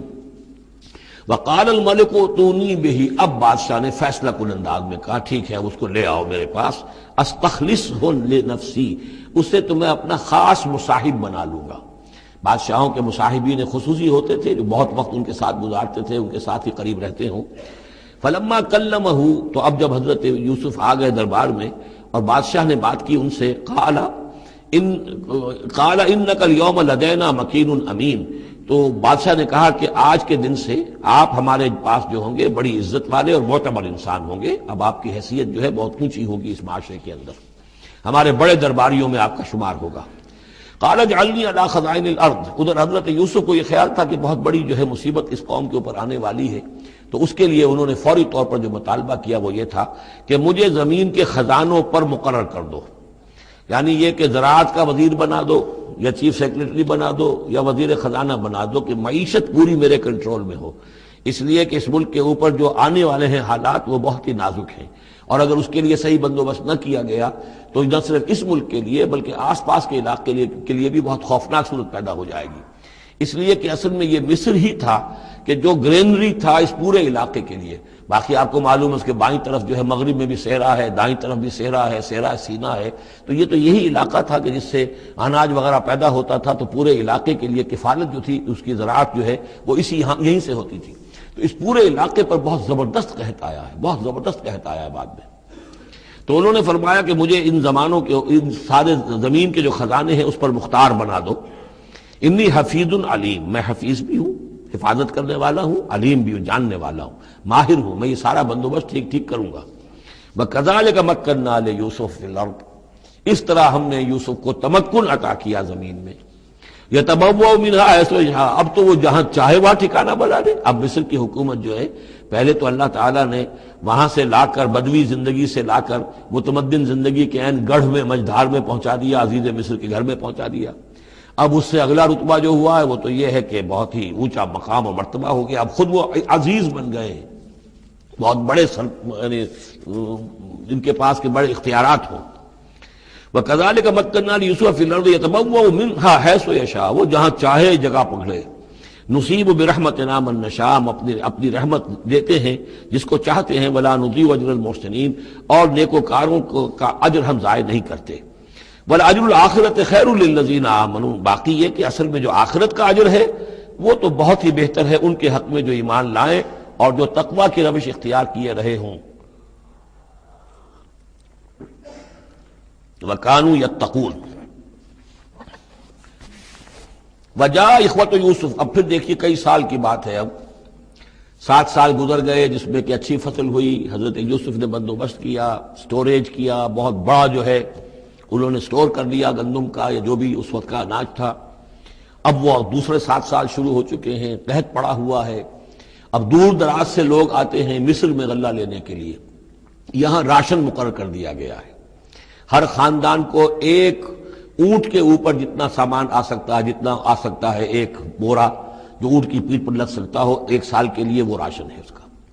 تو لوگ آتے تھے باہر سے بھی، جو بھی قیمت دے سکتے تھے، جو کچھ ان کے پاس ہوتا تھا وہ دیتے تھے اور یہاں سے وہ راشن لے کر جاتے تھے۔ یہ نظام جو ہے وہاں چل پڑا ہے۔ اب گویا کہ یوں سمجھیے کہ لگ بھگ 10 سال کا فصل ہے ان دونوں رکوعوں کے مضمون کے درمیان۔ وجاء اخوۃ یوسف، اب یہ مشرقی کی طرف سے اب یہ یوسف، حضرت یوسف کے جو بھائی ہیں وہ بھی آئے ہیں، اور ان میں سے 10 آئے ہیں، 11واں نہیں آیا۔ 11واں جو چھوٹا تھا، اب حضرت یوسف کا جو حقیقی بھائی تھا اسے حضرت یعقوب اپنے سینے سے لگائے ہوئے ہیں، اور اس کے مارے میں قتل کسی طرح کا بھی وہ رسک لینے کو تیار نہیں ہے، کہیں جانے نہیں دیتے، ہر وقت اسے اپنے پاس رکھا ہوا ہے۔ وجاء اخوۃ یوسف فدخلوا علیہ، آئے بھائی حضرت یوسف کے اور داخل ہوئے ان کے ہاں، پیش ہوئے۔ فعرفہم، اس نے تو پہچان لیا ان کو، وہم لہ منکرون، لیکن وہ اسے نہیں پہچان پائے۔ کیا اندازہ ہو سکتا تھا کہ یوسف ہے، عزیز مصر بنا بیٹھا ہے یہاں، جس کے دربار میں ہماری اب یہاں پیشی ہو رہی ہے۔ ولما جہزہم بجہازہم، پھر جب ان کا سامان ان کے حوالے انہوں نے کر دیا، تیار کر دیا ان کا اسباب، قال ائتونی باخ لکم، انہوں نے یہ کہہ کر کہ ایک اور بھائی بھی ہمارا ہے، اس کا بھی خاندان ہے، اس کی فیملی ہے، اس کے لیے بھی آپ ہمیں ایک اونٹ جو راشن کا ہے وہ اتنا جو ہے ایک اونٹ کا بورا وہ ہمیں دیجئے۔ ان کا لائے کیوں نہیں ساتھ؟ تم تو 10 آئے ہو، وہ 11واں کہاں ہے؟ اچھا اگر ہے تمہارا 11واں بھائی، ایک علیحدہ فیملی ہے، تو ایک اور اونٹ، ایک اور راشن جو ہے ایک اور فیملی کا میں تمہیں دے دیتا ہوں، لیکن اب جب آؤ تو اس کو ساتھ لے کے آنا۔ قال ائتونی باخ لکم من ابیکم، اب جب آؤ گے تو اپنے بھائی کو جو تمہارے والد سے تمہارا بھائی ہے، ماں سے نہیں ہے، تمہارا جو باپ سے بھائی ہے، الا ترون انی اوفی الکیل، کیا تم دیکھتے نہیں ہو کہ میں پیمانے پورے بھر کر دیتا ہوں، انا خیر المنزلین، اور جو باہر سے آنے والے یہ مہمان آ رہے ہیں میں ان کی خاطر مدارات کرتا ہوں، میں بہتر مہمان نوازی کرتا ہوں۔ فإن لم تأتونی، اور اگر نہیں لے کر آؤ گے اس کو، بہی فلا کیل لکم عندی، تو پھر اس کے حصے کا جو راشن ہے وہ میں تمہیں نہیں دوں گا، وہی جو یہاں آئے وہ اپنے حصے کا راشن لے جائے۔ ولا تقربون، اور پھر میرے قریب نہ آنا، اس سے پھر یہ کہ آپ نے اظہار ناراضگی بھی فرمایا۔ قالوا سنراود عنہ اباہ، انہوں نے کہا کہ کوشش تو ہم کریں گے ابا جان کو کسی طریقے سے پھسلانے کی، وَإِنَّا لَفَاعِلُونَ، کچھ کر ہی گزریں گے انشاءاللہ، لے آئیں گے۔ وَقَالَ لِفِتْيَانِهِ، اور حضرت یوسف نے اپنے جو نوجوان کام کرنے والے تھے، چھوکرے جن کو کہا گیا، ان سے کہہ دیا، اجعلوا بضاعتهم فی رحالہم، یہ جو پونجی لے کر آئے تھے، ظاہر بات ہے کہ دیہات سے آئے، کیا لے کر آئے ہوں گے؟ کچھ اون لے آئے ہوں گے، بھیڑیں بکریاں جو پالی ہوئی ہیں تو اس کی کچھ اون لے آئے، یا کچھ طرح کی چیزیں جو دیہات سے لا کر، اور یہ شہر میں اب اس کو پیش کر رہے ہیں تاکہ اس کے عوض انہیں غلہ دیا جائے۔ تو فرمائی جعلوا بضاعتهم فی رحالہم، یہ ان کے اسباب نے، ان کا جو سارا سامان ہے جو یہ لے کر آئے تھے، یہ پونجی، یہ بھی واپس کر دو، اسی میں رکھ دو، جب اس میں گیہوں بھرو گے ان کے کجاووں کے اندر وہ سامان بھی رکھ دینا۔ لعلہم یعرفونہا، تاکہ وہ پہچانے اس کو اور میرے اس احسان کو سمجھیں، جا کر اذا انقلبوا الی اہلہم، جبکہ وہ اپنے اہل و عیال میں واپس پہنچیں گے، لعلہم یرجعون، تو شاید کہ پھر وہ میرے اس احسان کو بھی مانتے ہوئے پھر وہ دوبارہ آئیں۔ فلما رجعوا الی ابیہم، تو جب یہ پہنچے، لوٹے اپنے والد کے پاس، حضرت یعقوب کے پاس، قالوا یا ابانا منع منا الکیل، انہوں نے کہا ابا جان ہم سے ایک پیمانہ روک لیا گیا ہے، ایک خاندان کا راشن جو ہے وہ روک لیا گیا ہے، فارسل معنا اخانا، تو اب آئندہ جو ہے آئندہ سال ہمارے ساتھ ہمارے بھائی کو بھیجیے، نقتل، تاکہ ہم اس کی بھرتی بھی لے آئیں، اس کا راشن بھی لے آئیں، وَإِنَّا لَهُ لَحَافِظُونَ، اور ہم اس کی پوری حفاظت کریں گے۔ قَالَ هَلْ آمَنُكُمْ عَلَيْهِ، حضرت یعقوب نے فرمایا کیا میں تم پر اعتبار کروں اس کے بارے میں؟ هَلْ آمَنُكُمْ عَلَيْهِ إِلَّا كَمَا أَمِنْتُكُمْ عَلَىٰ أَخِيهِ مِنْ قَبْلُ، کیا اسی طرح تمہارے اوپر میں اعتبار کر لوں جیسے کہ میں نے اس کے بھائی یوسف کے بارے میں تم پر پہلے جو ہے وہ اعتماد کیا تھا؟ فاللہ خیر حافظہ، ویسے تو اللہ تعالیٰ ہی ہے بہترین محافظ، وہو ارحم الراحمین، اور وہی ہے تمام رحم کرنے والوں میں سب سے بڑھ کر رحم کرنے والا۔ ولما فتحوا متاعهم وجدوا بضاعتهم ردت الیہم، جب انہوں نے اپنا سامان کھولا، کجاوے کھولے،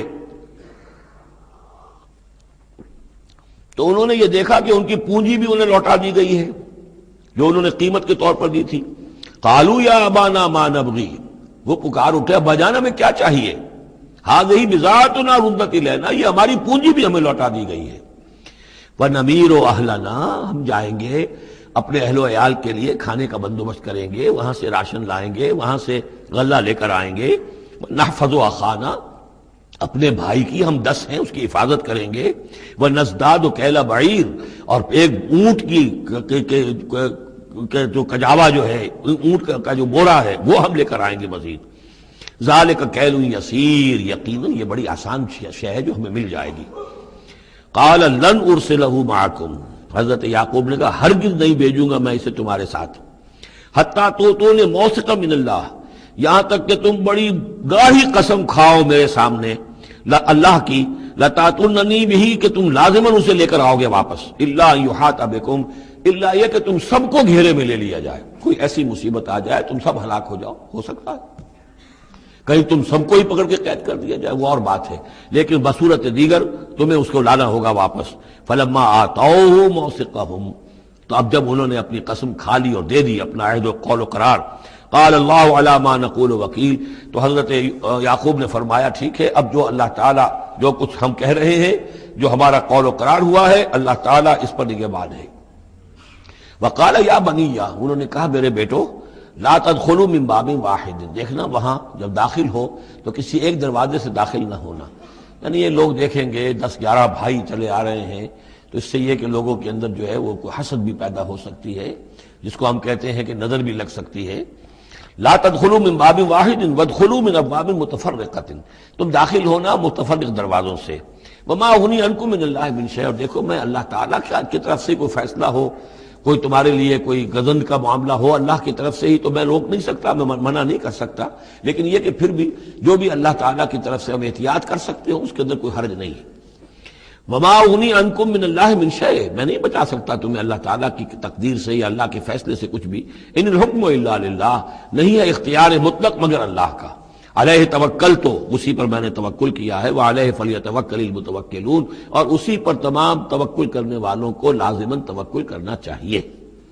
ولما دخلوا من حيث امرهم ابوهم، تو جب وہ داخل ہوئے جیسے کہ حکم دیا تھا ان کے والد نے داخل ہونے کا، ما كان يغني عنهم من الله من شيء، یعقوب اللہ تعالیٰ کی کسی بھی فیصلے سے، اللہ تعالیٰ کی طرف سے آنے والے کسی بھی آزمائش یا مصیبت سے انہیں بچانے والا نہیں تھا، الا حاجۃ فی نفس یوسف قضاها، ہاں ایک خیال سا یوسف کے یعقوب کے دل میں پیدا ہوا اور اس نے اس کو پورا کر لیا، یعنی یہ تدبیر کے درجے میں یہ بات کر لی کہ ایک دروازے سے داخل نہ ہو، اب باب متفرقہ سے داخل ہو۔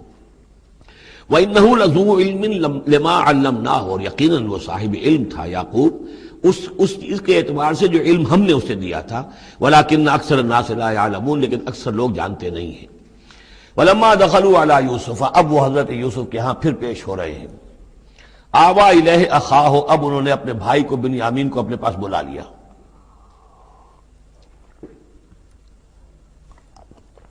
قال انی انا اخوک، اور خفیہ طور پر اس کو بتا بھی دیا، اپنی آئیڈینٹی ریویل کر دی، میں تمہارا بھائی ہوں، یوسف ہوں۔ فلا تبتئس بما كانوا يعملون، تو جو کچھ یہ لوگ یہ بڑے بھائی کرتے رہے ہیں اب اس کی طرف سے غمگین مت ہو، یعنی تمہارے اب دل اندر دور ہو چکے، سختی کے دن ختم ہو گئے، اب اللہ تعالیٰ نے مجھے جس مقام پر پہنچایا ہے اب تمہیں بھی مجھ تک پہنچا دیا ہے، لہذا اب کوئی رنج اور غم نہیں۔ فلما جہزہم بجہازہم، پھر اب دوبارہ جب ان کا سامان تیار کر دیا، بورے بھرے گئے، غلہ جو ہے بھر دیا گیا، جعل السقایۃ فی رحل اخیہ، تو حضرت یوسف علیہ السلام نے ایک پیالہ جو تھا، وہ یوں سمجھیے جام تھا سونے کا بنا ہوا جس میں کہ بادشاہ شراب پیتا تھا، جعل السقایۃ فی رحل اخیہ، تو پینے کا وہ پیالہ جو ہے وہ اپنے بھائی بنیامین کے بورے میں رکھ دیا۔ ثم اذن مؤذن، پھر ایک پکارنے والے نے پکار لگائی، ایتھا العیر، اے قافلے والو، انکم لسارقون، اب وہ چل پڑے ہیں، قافلہ چل پڑا، پیچھے سے آواز دے رہا ہے تم لوگ تو چور ہو۔ قالوا واقبلوا علیہم، انہوں نے کہا، پیچھے مڑ کر انہوں نے اس کی طرف رخ کیا ان لوگوں نے، ماذا تفقدون، تمہاری کیا چیز گم ہو گئی ہے؟ قالوا نفقد سؤال ملک، ہمیں نہیں مل رہا وہ بادشاہ کا جام، بادشاہ کا پیالہ، وَلِمَنْ جَاءَ بِهِ حِمْلُ بَعِيرٍ، اور جو بھی لے آئے گا اسے، اس کو ایک اونٹ کا کی جو ہے بوجھ، اتنا ایک اناج پھر اور دے دیا جائے گا، وَأَنَا بِهِ زَعِيمٌ، اور اس کا میں ذمہ دار ہوں۔ قَالُوا تَاللَّهِ لَقَدْ عَلِمْتُمْ، اب انہوں نے کہا اب سچ بول رہے ہیں، اور اس میں ان میں جو لجاجت ہے، اس وقت اگر کچھ اور بات تھی اب کچھ اور بات ہے۔ قالوا تاللہ لقد علمتم ما جئنا لنفسد فی الارض، ان کا اللہ کی قسم آپ لوگ خوب جانتے ہیں اچھی طرح سے کہ ہم زمین میں فساد مچانے نہیں آئے ہیں، یہاں پر ہم تو یہاں غلہ لینے آئے ہیں، مصیبت کے مارے ہیں، ہم یہاں آ کر چوری کریں گے؟ تاللہ لقد علمتم ما جئنا لنفسد فی الارض وما كنا سارقین، ہم ہرگز چور نہیں ہیں۔ قالوا فما جزاؤہ ان کنتم کاذبین، تو انہوں نے کہا جو وہاں کے جو بھی ان کے ملازمین ہوں گے کہ اچھا اگر تم لوگ جھوٹے ہو تو پھر جس کے پاس سے وہ برآمد ہو گیا اس کی کیا سزا ہوگی، کیا اس کو بدلہ دینا چاہیے؟ قالوا جزاؤہ من وجد فی رحلہ فہو جزاؤہ، ان کا ٹھیک ہے اگر تو ہمارے کسی سامان میں سے وہ نکل آئے تو جس کے سامان میں سے نکلے گا وہی اس کی جزا ہے، اس کو اپنے پاس رکھ لینا اور وہ جو ہے ہماری طرف سے گویا کہ تاوان ہو جائے گا جو اب ادا کر دیں گے۔ قالوا جزاؤہ من وجد فی رحلہ فہو جزاؤہ، وہی بدلہ ہوگا، اس کو تم رکھ لینا، وہ تمہارا غلام بن جائے گا۔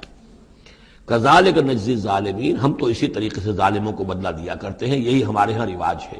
حضرت یوسف کے بھائی کہہ رہے ہیں فبدا لهم بأوعیتهم قبل وعاء اخیہ، تو حضرت یوسف نے شروع کی تلاشی لینی تو اپنے بھائی کے اس بورے سے پہلے ان کے بوروں کی تلاشی لی، ثم استخرجها من وعاء اخیہ، پھر نکال لیا اپنے بھائی بنیامین کے بورے میں سے۔ کذالک کدنا لیوسف، اب یہاں چونکہ ذرا سا اشکال ہوتا ہے کہ ایک طرح کا دھوکہ ہو رہا ہے یہ، تو اس میں ذرا ایک یعنی شان نبوت جو ہے حضرت یوسف علیہ السلام کا مقام اور مرتبہ، اور آپ نے اس طرح کی تدبیر اختیار کی ہے تو اللہ تعالیٰ نے اس کی ذمہ داری خود لی ہے۔ کذالک کدنا لیوسف، یہ چال ہم نے یوسف کو بتائی، کیونکہ اللہ کے علم میں تو تھا کہ کوئی گزند نہیں پہنچے گا، سب کو ان کو آئی جانا ہے، عارضی سا معاملہ ہے، اس عارضی سی تدبیر میں کسی کو نقصان کوئی پہنچ نہیں رہا ہے، تو ایک تدبیر ہے، یہ ایک توریہ جو ہو گیا ہے، اس توریہ کے ذریعے سے وہ صورتحال، کیونکہ اللہ کو تو اختیار ہے، تو اس میں اللہ تعالیٰ نے اس کی پوری ذمہ داری خود اٹھا لی ہے۔ کذالک کدنا لیوسف، اس طرح ہم نے یہ چال اور یہ تدبیر بنا دی یوسف کے لیے۔ ما کان لیاخذ اخاہ فی دین الملک، ان کے لیے یہ ممکن نہیں تھا کہ اپنے بھائی کو روک سکتے اپنے پاس بادشاہ کے دین کے اعتبار سے، یعنی اس وقت ملک میں جو بادشاہ کا دین تھا، دین سے مراد نظام ہے، یہ نوٹ کیجئے، یہ جگہ بہت اہم ہے قرآن کی۔ دین کسے کہتے ہیں؟ نظام کو۔ بادشاہی نظام ہے تو وہ دین الملک، بادشاہ کا نظام ہے۔ بادشاہ جو ہے ساورن ہے، اس کا حکم جو ہے وہ قانون ہے، وہ جو چاہے حکم دے، اس کا معاملہ جو ہے وہ سارا اختیار مطلق اس کا ہے، پورا نظام سلطنت و مملکت اس کے تابع، یہ دین الملک۔ اور دین اللہ کیا ہے؟ اللہ کی ساورنٹی مان کر پورا نظام زندگی اس کے تابع کر دیا جائے، یہ دین اللہ ہے۔ اذا جاء نصر اللہ والفتح ورأیت الناس يدخلون فی دین اللہ افواجا، تو دین الملک اور دین اللہ۔ اور آج کا دین کون سا ہے؟ دین الجمہور، پاپولر ساورنٹی، حاکمیت عوام کی، وہ اپنے نمائندوں سے جو چاہیں قانون سازی کریں، جس چیز کو چاہیں جائز قرار دے دیں، جس چیز کو چاہیں ناجائز قرار دے دیں۔ یہ دین الجمہور ہے جو کفر ہے، شرک ہے۔ دین اللہ ہے اسلام، کہ اللہ کی ساورنٹی، حاکمیت اس کی، مسلمانوں کی خلافت، قانون جو ہے اللہ کا۔ البتہ جہاں اللہ کی طرف سے کوئی واضح حکم نہیں ہے وہاں مسلمان باہمی مشورے سے مباحات میں سے کسی شے کو اختیار کرنے میں چاہے میجورٹی ووٹ کے ذریعے سے فیصلہ کر لے، کوئی حرج نہیں، یہ دین اللہ ہوگا۔ تو ظاہر بات ہے کہ مصر جو سو نظام تھا، بادشاہ کا نظام تھا، اس کا قانون تھا، اور حضرت یوسف جو بادشاہ نہیں تھے، اس قانون کو وہ بدل نہیں سکتے تھے۔ وہ جو بھی اختیار تھا ان کا اپنے خاص شعبے سے متعلق تھا، وہ زراعت کا شعبہ تھا یا خوراک کا شعبہ تھا، اس میں تو مختار مطلق تھے، لیکن یہ کہ وہاں کا قانون اور دستور جو تھا اس میں دخل اندازی نہیں کر سکتے تھے، یہ باہر کے لوگوں کو وہاں روکنا ان کے لیے ممکن نہیں تھا۔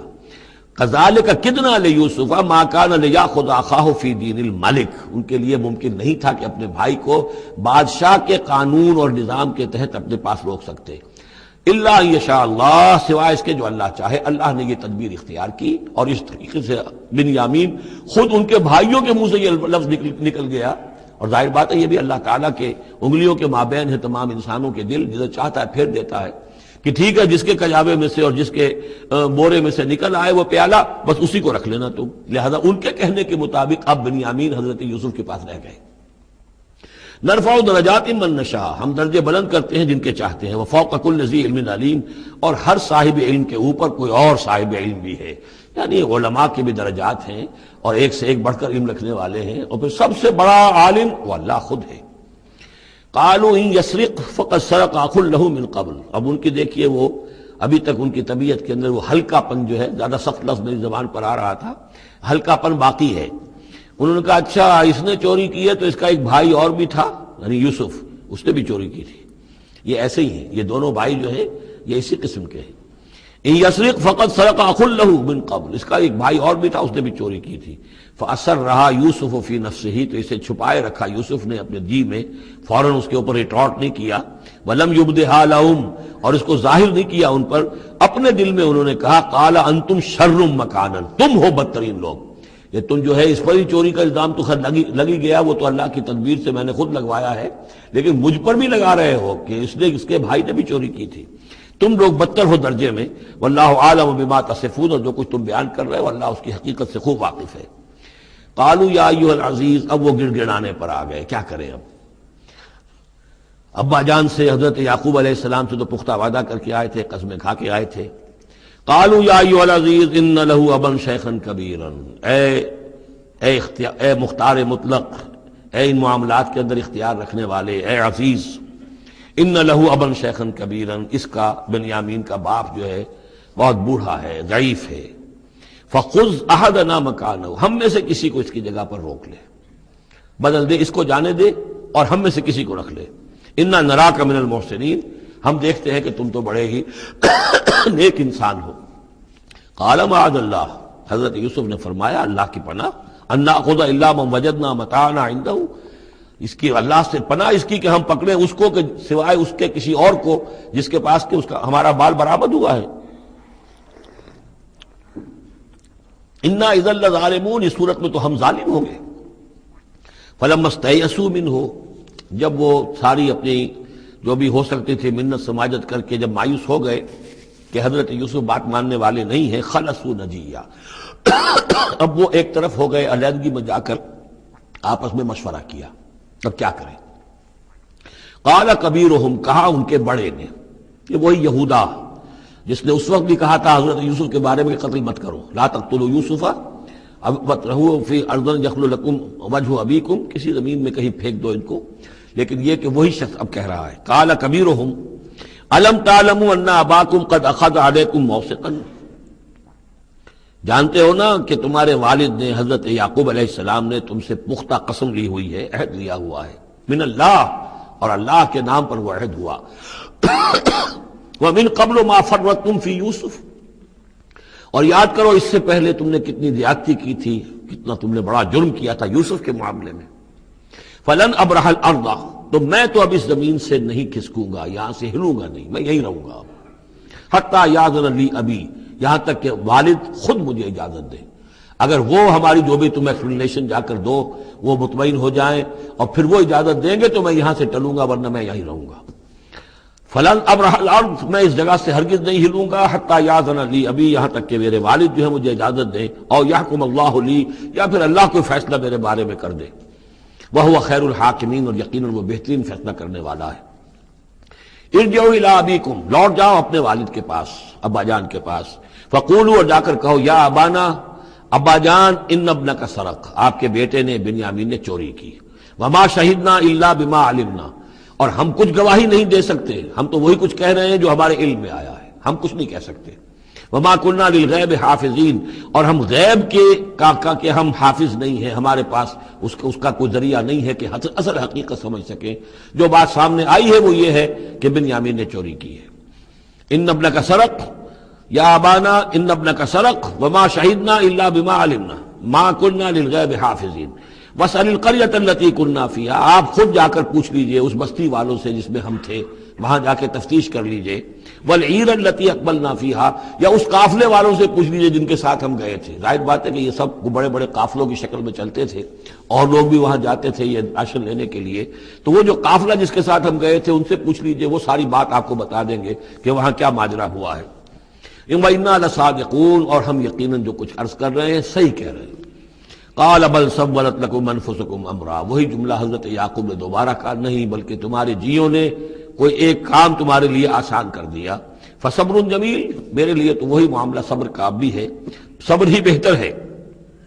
عسى الله ان ياتيني بهم جميعا، ہو سکتا ہے، مجھے امید ہے اللہ ان سب کو لے آئے گا میرے پاس، یعنی یہ کہ اجمالی طور پر اللہ تعالیٰ نے یہ علم دے رکھا تھا حضرت یعقوب کو کہ حضرت یوسف نہ فوت ہوئے ہیں نہ ہلاک ہوئے ہیں، کہاں ہیں یہ پتہ نہیں تھا، یہ توقع بھی تھی کہ وہ مل جائیں گے آپ سے، لیکن اسی وجہ سے وہ ہجر اور فراق جو تھا، شدید محبت جو تھی حضرت یعقوب کو حضرت یوسف سے، اس کی وجہ سے وہ بہت نڈھال، بہت مزمحل، رو رو کر ان کی آنکھیں سفید ہو چکی تھیں اور بینائی زائل ہو چکی تھی، لیکن انہیں یہ امید تھی کہ ایک دن آئے گا کہ یوسف آ جائے گا، مجھ سے ملے گا۔ یہ بات بڑی سمجھ لینے کی ہے، کسی کا بچہ فوت ہو جائے، اپنے ہاتھ سے جا کے قبر میں اتار آئے تو کچھ دنوں کے بعد اسے ٹھنڈ ہو جاتی ہے، لیکن کسی کا بچہ گم ہو جائے، وہ جو بیتتی ہے پھر والدین کے اوپر، نہ یہ معلوم ہے کہ فوت ہو گیا، نہ معلوم کہاں ہے، کس حال میں ہے۔ اب جس طریقے سے اغوا کر کے لے جاتے ہیں، خرکار لے جاتے ہیں بچوں کے، جب حشر کرتے ہیں، تو یہ گویا کہ سوہان روح، فوت ہو گیا، دفن کیا، گویا کہ جو بھی صدمہ ہوا لیکن کچھ دنوں کے بعد چین آ جاتی ہے، لیکن یہ معلوم ہو کہ فوت نہیں ہوا، اور یہ علم تھا حضرت یعقوب کو کہ حضرت یوسف زندہ ہیں، باقی کہاں ہے کس حال میں یہ نہیں، اور اس کی بنا پر وہ غمگین تھے۔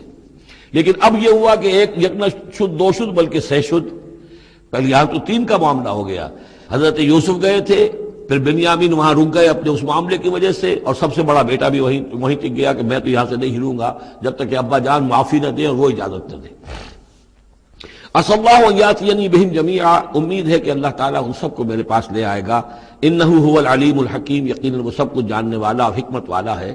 وتولى عنهم، اور یہ گفتگو کرنے کے ساتھ ہی حضرت یعقوب نے اپنا رخ موڑا، وقال یا اسفا علی یوسف، اور پھر انہوں نے دہائی دے کر ہائے افسوس یوسف، اور رونا شروع کر دیا۔ وابيضت عیناہ من الحزن، اور ان کی آنکھیں جو ہیں اس صدمے کی وجہ سے سفید ہو گئی تھیں، کیٹریکٹ ہوا ہوگا یا اور کچھ آ گیا ہو، سفیدی آ گئی ہو، کارنیا پر آئی ہو، اللہ عالم۔ اب یہ ہے کہ جو بھی اسپیشلسٹ ہیں آئیز کے، انہیں سوچنا چاہیے کہ صدمے کا اثر جو ہے آنکھوں پر اگر ہو تو کس نوعیت سے آیا، اس کا جو لینز متاثر ہوتا ہے یا کارنیا متاثر ہوتا ہے۔ وَابْيَضَّتْ عَيْنَاهُ مِنَ الْحُزْنِ فَهُوَ كَظِيمٌ، وہ جو اندر ہی اندر اپنے رنج کو گھونٹ رہے تھے، پی رہے تھے اندر ہی اندر، اس کا یہ اثر ہوا کہ ان کی آنکھیں جو ہے وہ سفید ہو گئی تھی۔ قالوا تاللہ تفتح تذکر یوسف، انہوں نے کہا ابا جان خدا کی قسم آپ تو یاد ہی کرتے رہیں گے یوسف کو، آپ اس کا خیال دل سے نکلنے نہیں دیں گے، حتی یتکون حربا، یہاں تک کہ آپ یا تو گھل جائیں گے اسی صدمے میں، اور تکون من الحالکین، یا فوت ہو جائیں گے۔ قال انما اشکو بثی وحزنی الی اللہ، حضرت یعقوب نے فرمایا میں اپنا اضطراب اور اپنا غم اور اپنا رنج اپنے رب کے سامنے ظاہر کر رہا ہوں، میں نے تم سے تو کچھ نہیں کہا، میں نے تمہیں کوئی لان تان نہیں کی، تم پر کوئی باس پرس نہیں کی، میں تم سے کیا کہہ رہا ہوں، انما اشکو بثی وحزنی الی اللہ، اللہ کے ساتھ بات کر رہا ہوں۔ یہی الفاظ ہیں جو حضور نے طائف میں کہے تھے، اللہم الیک اشکو ضعف قوتی وقلت حیلتی وہوانی علی الناس، اے اللہ تیری ہی جناب میں فریاد لے کر آیا ہوں، شکوہ لے کر آیا ہوں، شکایت لے کر آیا ہوں اپنے مسائل کی کمی کا، اپنی قوت کی کمی کا، اور جو لوگوں کے سامنے توہین ہو رہی ہے اس کا کہاں جاؤں، کس کے پاس جاؤں، الی من تکلنی، مجھے کس کے حوالے کر دیا ہے۔ انما اشکو بثی وحزنی الی اللہ واعلم من اللہ ما لا تعلمون، اور مجھے اللہ کی طرف سے ان چیزوں کا علم حاصل ہے جو تمہیں حاصل نہیں ہے، یعنی یہی اجمالی طور پر کہ حضرت یوسف زندہ ہیں، فوت نہیں ہوئے۔ یا بنی اذهبوا، اے میرے بیٹو جاؤ، فتحسسوا من یوسف واخیہ، جاؤ تلاش کرو یوسف کو بھی اس کے بھائی کو بھی، ولا تیأسوا من روح اللہ، اور اللہ کی رحمت سے اور اللہ کے فضل سے مایوس نہ ہو، انہ لا ییأس من الا القوم الکافرون، یقیناً اللہ تعالیٰ کی عنایتوں سے مایوس تو وہی ہوتے ہیں کہ جو کافر ہوتے ہیں، جو صاحب ایمان ہے وہ اللہ تعالیٰ کی رحمت سے کبھی مایوس نہیں ہوتا۔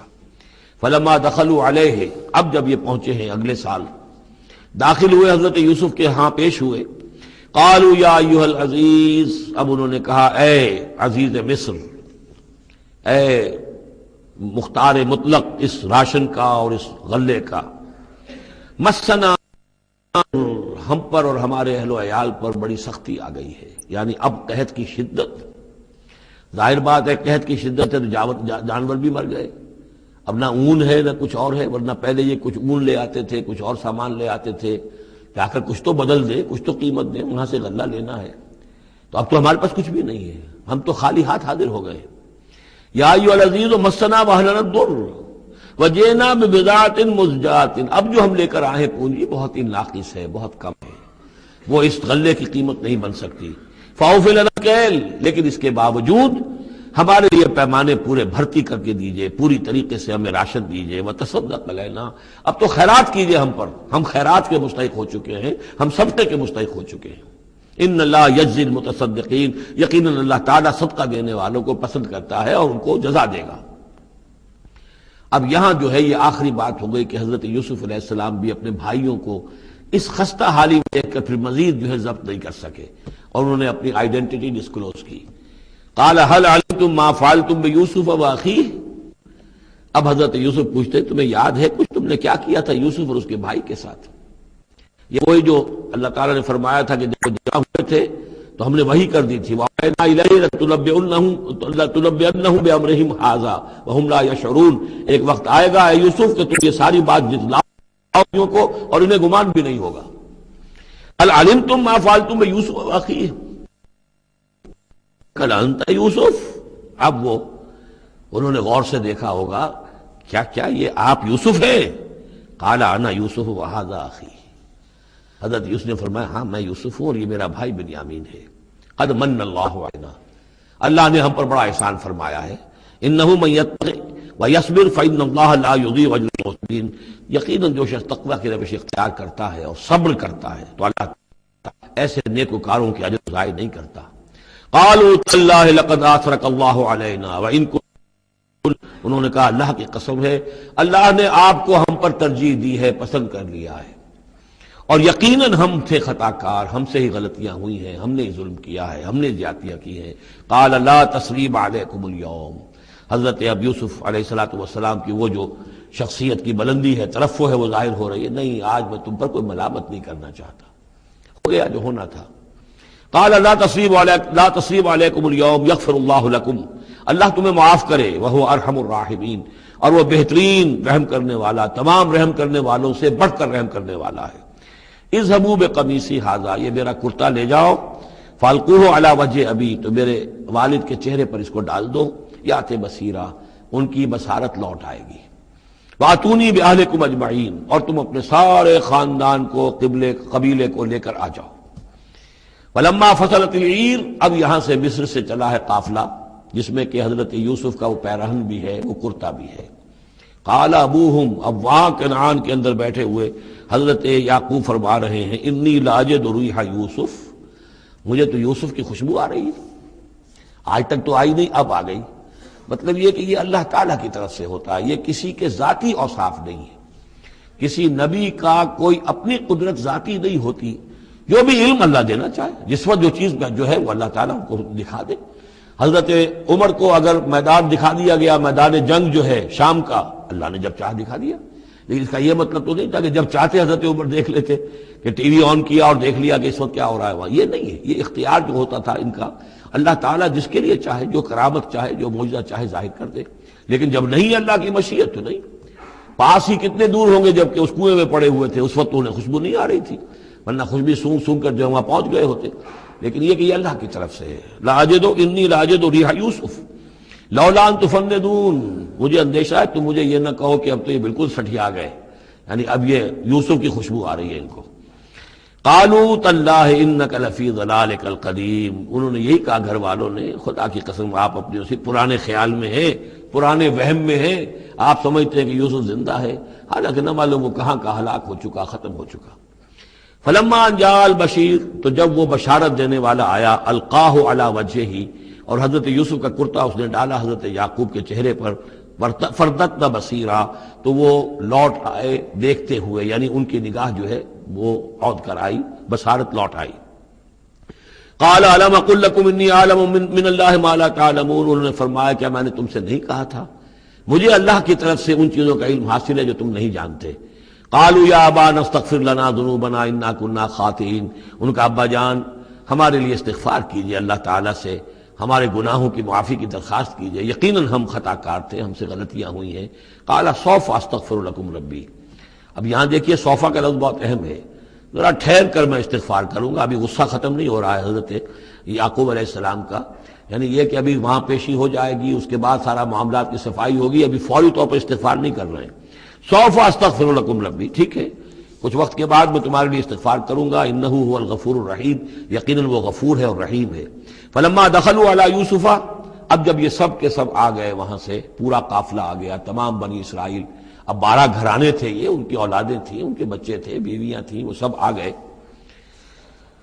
لما دخلوا علی یوسف آویٰ الیہ ابویہ، تو اب انہوں نے اپنا جو بھی تخت، جو بھی جگہ اونچی ہوگی بیٹھنے کی، اپنے والدین کو، اپنی والدہ کو بھی اور حضرت یعقوب کو بھی وہاں بلا لیا۔ وقال ادخلوا مصر ان شاء اللہ آمنین، اور کہا کہ اب آپ لوگ مصر میں داخل ہوں اللہ چاہے تو پورے امن کے ساتھ، یہاں آپ کے لیے امن ہے، سکون ہے، راحت ہے۔ ورفع ابویہ علی العرش، اور اپنے والدین کو انہوں نے اپنے تخت کے اوپر اٹھا لیا، اوپر بٹھا لیا۔ وخروا لہ سجدا، اور وہ سب کے سب ان کے سامنے سجدے میں گر گئے۔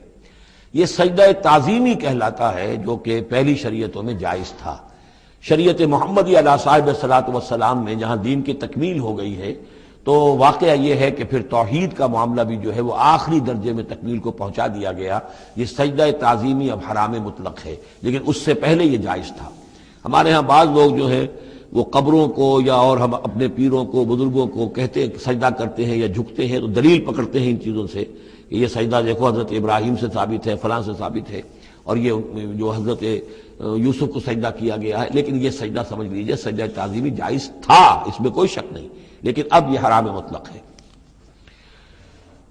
وقال یا ابت ھذا تعویل رؤیایا من قبل، اب کہا حضرت یوسف نے، ابا جان دیکھیے یہ ہے تعویل میرے اس خواب کی جو میں نے بچپن میں دیکھا تھا، 11 ستارے اور سورج اور چاند میرے سامنے سجدے میں ہیں۔ تو گویا کہ 11 بھائی اب سجدے میں ہیں اور والدین سورج اور چاند کے حکم میں ہیں۔ قد جعلها ربی حقا، میرے رب نے اس خواب کو سچا کر دکھایا۔ وقد احسن بی اذ اخرجنی من السجن، اور اس نے کتنا ہی میرے ساتھ اچھا سلوک کیا، انعام فرمایا مجھ پر جبکہ مجھے قید خانے سے نکلوایا۔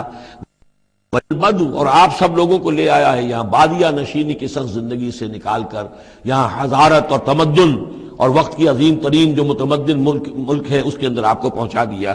من بعد ان نزغ الشیطان بینی و بین اخوتی، اس کے بعد کہ شیطان نے میرے اور میرے بھائیوں کے درمیان دشمنی ڈال دی تھی۔ ان ربی لطیف لما یشاء، یقیناً میرا رب تدبیر کرتا ہے بہت خفیہ طور پر جس چیز کی وہ چاہتا ہے، لوگوں کو سمجھ میں نہیں آتا، لیکن اللہ تعالیٰ کی تدبیر جو ہے وہ بالآخر کامیاب ہوتی ہے۔ انہ هو العلیم الحکیم، یقیناً وہی ہے ہر شے کا علم رکھنے والا۔ رب قد آتیتنی من الملک، اب دعا کر رہے ہیں اللہ تعالیٰ کی طرف رجوع کر کے، پروردگار تو نے مجھے حکومت بھی عطا کی، وعلمتنی من تعویل الاحادیث، اور مجھے چیزوں کی تہ تک پہنچنا، باتوں کی تہ تک پہنچنا یا خاص کا جاننا، یہ علم سکھایا۔ فاطر السماوات والارض، اے وہ ہستی جس نے آسمان اور زمین کو پیدا کیا ہے، انت ولی فی الدنیا والآخرہ، تو ہی میرا پشتپناہ ہے، مددگار ہے، کارساز ہے، دنیا میں بھی آخرت میں بھی۔ توفنی مسلمن، مجھے وفات دیجو اسی حالت اسلام میں، فرما برداری ہی کی حالت میں، والحقنی بالصالحین، اور مجھے شامل کر دیجو اپنے صالح بندوں میں۔ ذالک من انباء الغیب نوحیہ الیک، یہ ہیں غیب کی خبروں میں سے جو ہم وحی کر رہے ہیں اے نبی، اے محمد آپ کی جانب۔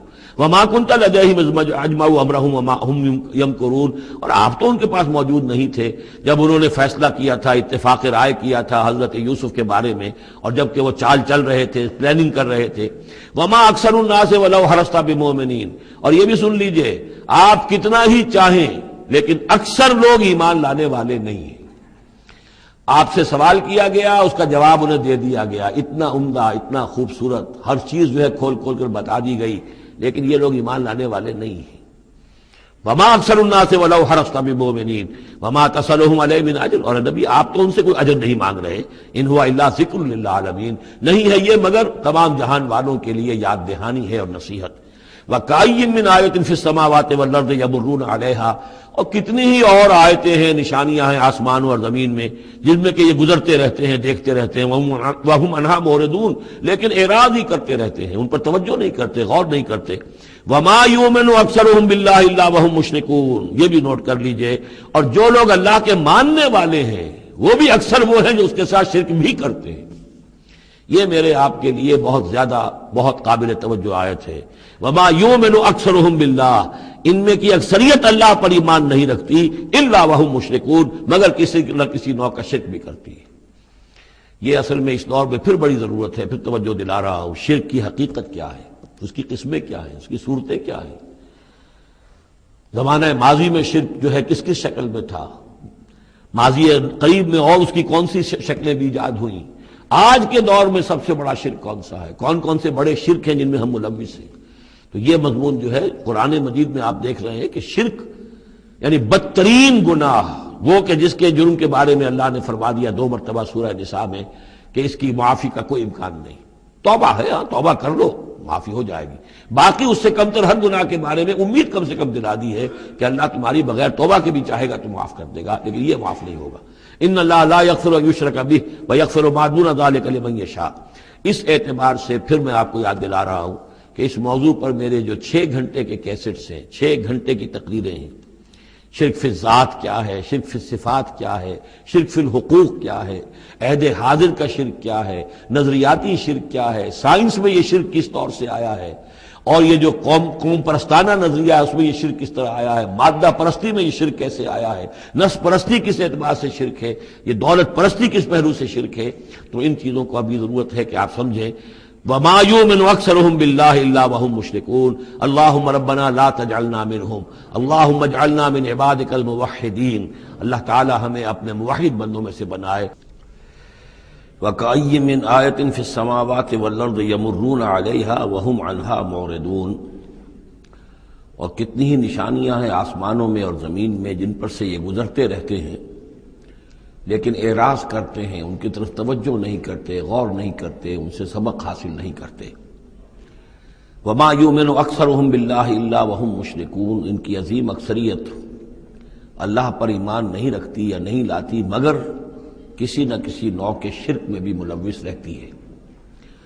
یہ معاملہ جو مشرکین ہیں ان کے لیے تو بالکل واضح ہے، جیسا کہ میں نے بارہا بیان کیا ہے کہ ایک بڑے خدا کو تو سب مانتے تھے، ایک بڑا اللہ، اس کے ساتھ آلہہ، کیپٹل جی والا گاڈ ایک، باقی گاڈز اینڈ گاڈسز بے شمار، مہادیو ایک، باقی دیویاں دیوتا بے شمار۔ لیکن جو لوگ اپنے آپ کو موحد سمجھتے ہیں اور اپنے خیال میں وہ امکانی حد تک موحد ہوتے بھی ہیں، بسا اوقات غیر شعوری طور پر وہ بھی کسی نہ کسی نوع کے شرک میں ملوث ہو جاتے ہیں، جس کے لیے بڑی گہری بصیرت کی ضرورت ہے کہ شرک کن کن صورتوں کو اختیار کر سکتا ہے، اس کا صحیح تصور اور صحیح شعور اور ادراک انسان کو ہو جائے۔ افامنوا ان تاتیہم غاشیۃ من عذاب اللہ۔ کیا وہ نہ چنت ہیں، اس سے بے خوف ہو چکے ہیں اس سے کہ دھمکے ان پر کوئی عذاب کی طرف سے ڈھانپ لینے والی شے، کوئی آفت عذاب کی، اللہ کے عذاب کی، او تاتیہم الساعۃ بغتۃ، اور انہیں اس کا بھی کوئی ڈر نہیں رہا ہے کہ قیامت اچانک آ پہنچے، وہم لا یشعرون، اور انہیں اس کا احساس تک نہ ہو۔ قل ھذہ سبیلی ادعو الی اللہ علی بصیرۃ انا ومن اتبعنی۔ کہہ دیجئے اے نبی صلی اللہ علیہ وسلم، یہ میرا راستہ ہے اور میں اللہ کی طرف بلا رہا ہوں، لیکن یہ میرا بلانا اور اس راستے کا اختیار کرنا اندھیرے میں ٹامک ٹوئیاں مارنے کے مترادف نہیں ہے۔ علی بصیرۃ انا، میں بصیرت باطنی کے ساتھ، سوجھ بوجھ کے ساتھ، سمجھ کر، کانشسلی، شعور کے ساتھ میں اس راستے پر چل رہا ہوں اور اس راستے کی طرف بلا رہا ہوں۔ اور جہاں تک تو حضور کا معاملہ ہے وہ تو بات بالکل واضح ہے کہ پورے شعور کے ساتھ، ادراک کے ساتھ، یقین کے ساتھ، بصیرت باطنی کے ساتھ، ظاہر بات ہے کہ آپ اللہ پر ایمان بھی رکھتے تھے اور اللہ کی طرف بلا بھی رہے تھے۔ یہاں زیادہ قابل توجہ ہے وہ من اتبعنی، جو میری پیروی کر رہے ہیں، وہ بھی اندھے بہرے مقلد نہیں ہے بلکہ وہ بھی میری پیروی کر رہے ہیں، تو وہ بھی علی بصیرت، سمجھ کر، شعور کے ساتھ۔ آج کے دور میں سب سے زیادہ بڑھ کر جس ایمان کی ضرورت ہے وہ ایمان وہ ہے کہ جو شعور کے ساتھ ایمان، اس لیے کہ ایک عقیدے کے درجے میں یقین، ایک جسے ہم کہہ دیں کہ بلائنڈ فیتھ، وہ بھی اپنی جگہ پر بہت قیمتی شے ہے۔ بلائنڈ فیتھ بھی اگر ہے، یقین ہے اللہ پر اور آخرت پر اور رسالت پر، تو بڑی قیمتی شے ہے۔ وہ بلائنڈ فیتھ بھی جو ہے انسان کی شخصیت کو بدل کر رکھ دے گا، اس کی زندگی کا نقشہ بدل دے گا، اس کی ویلیوز کو بدل دے گا۔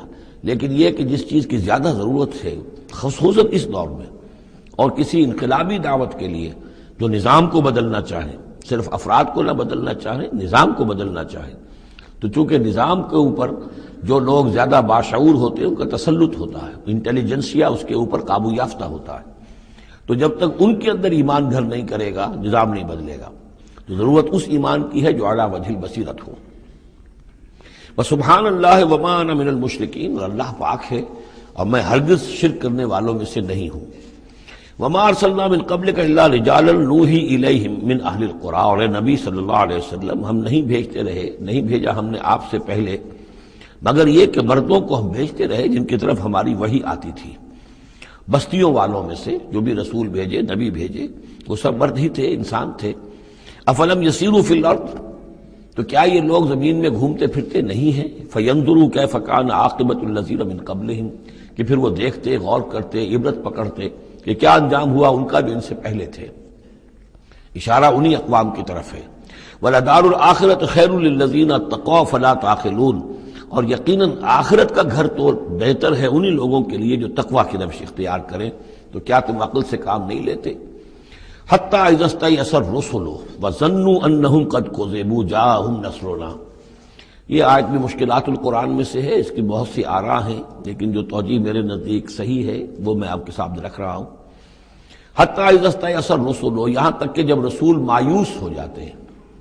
مایوس کس بات سے ہو جاتے ہیں؟ کہ اب یہ لوگ ایمان لانے والے نہیں ہیں، جن کے دلوں میں کچھ نہ کچھ فطرت سلیمہ موجود تھی، ابھی ان کی فطرت بالکل بگڑی نہیں تھے، وہ ایمان لا چکے ہیں، یعنی اب جو ہم نے بلو چکے ہیں اس کو، اس چاٹی میں سے اب مکھن نکل چکا ہے، اب آگے کوئی اور مکھن نکلنے والا نہیں۔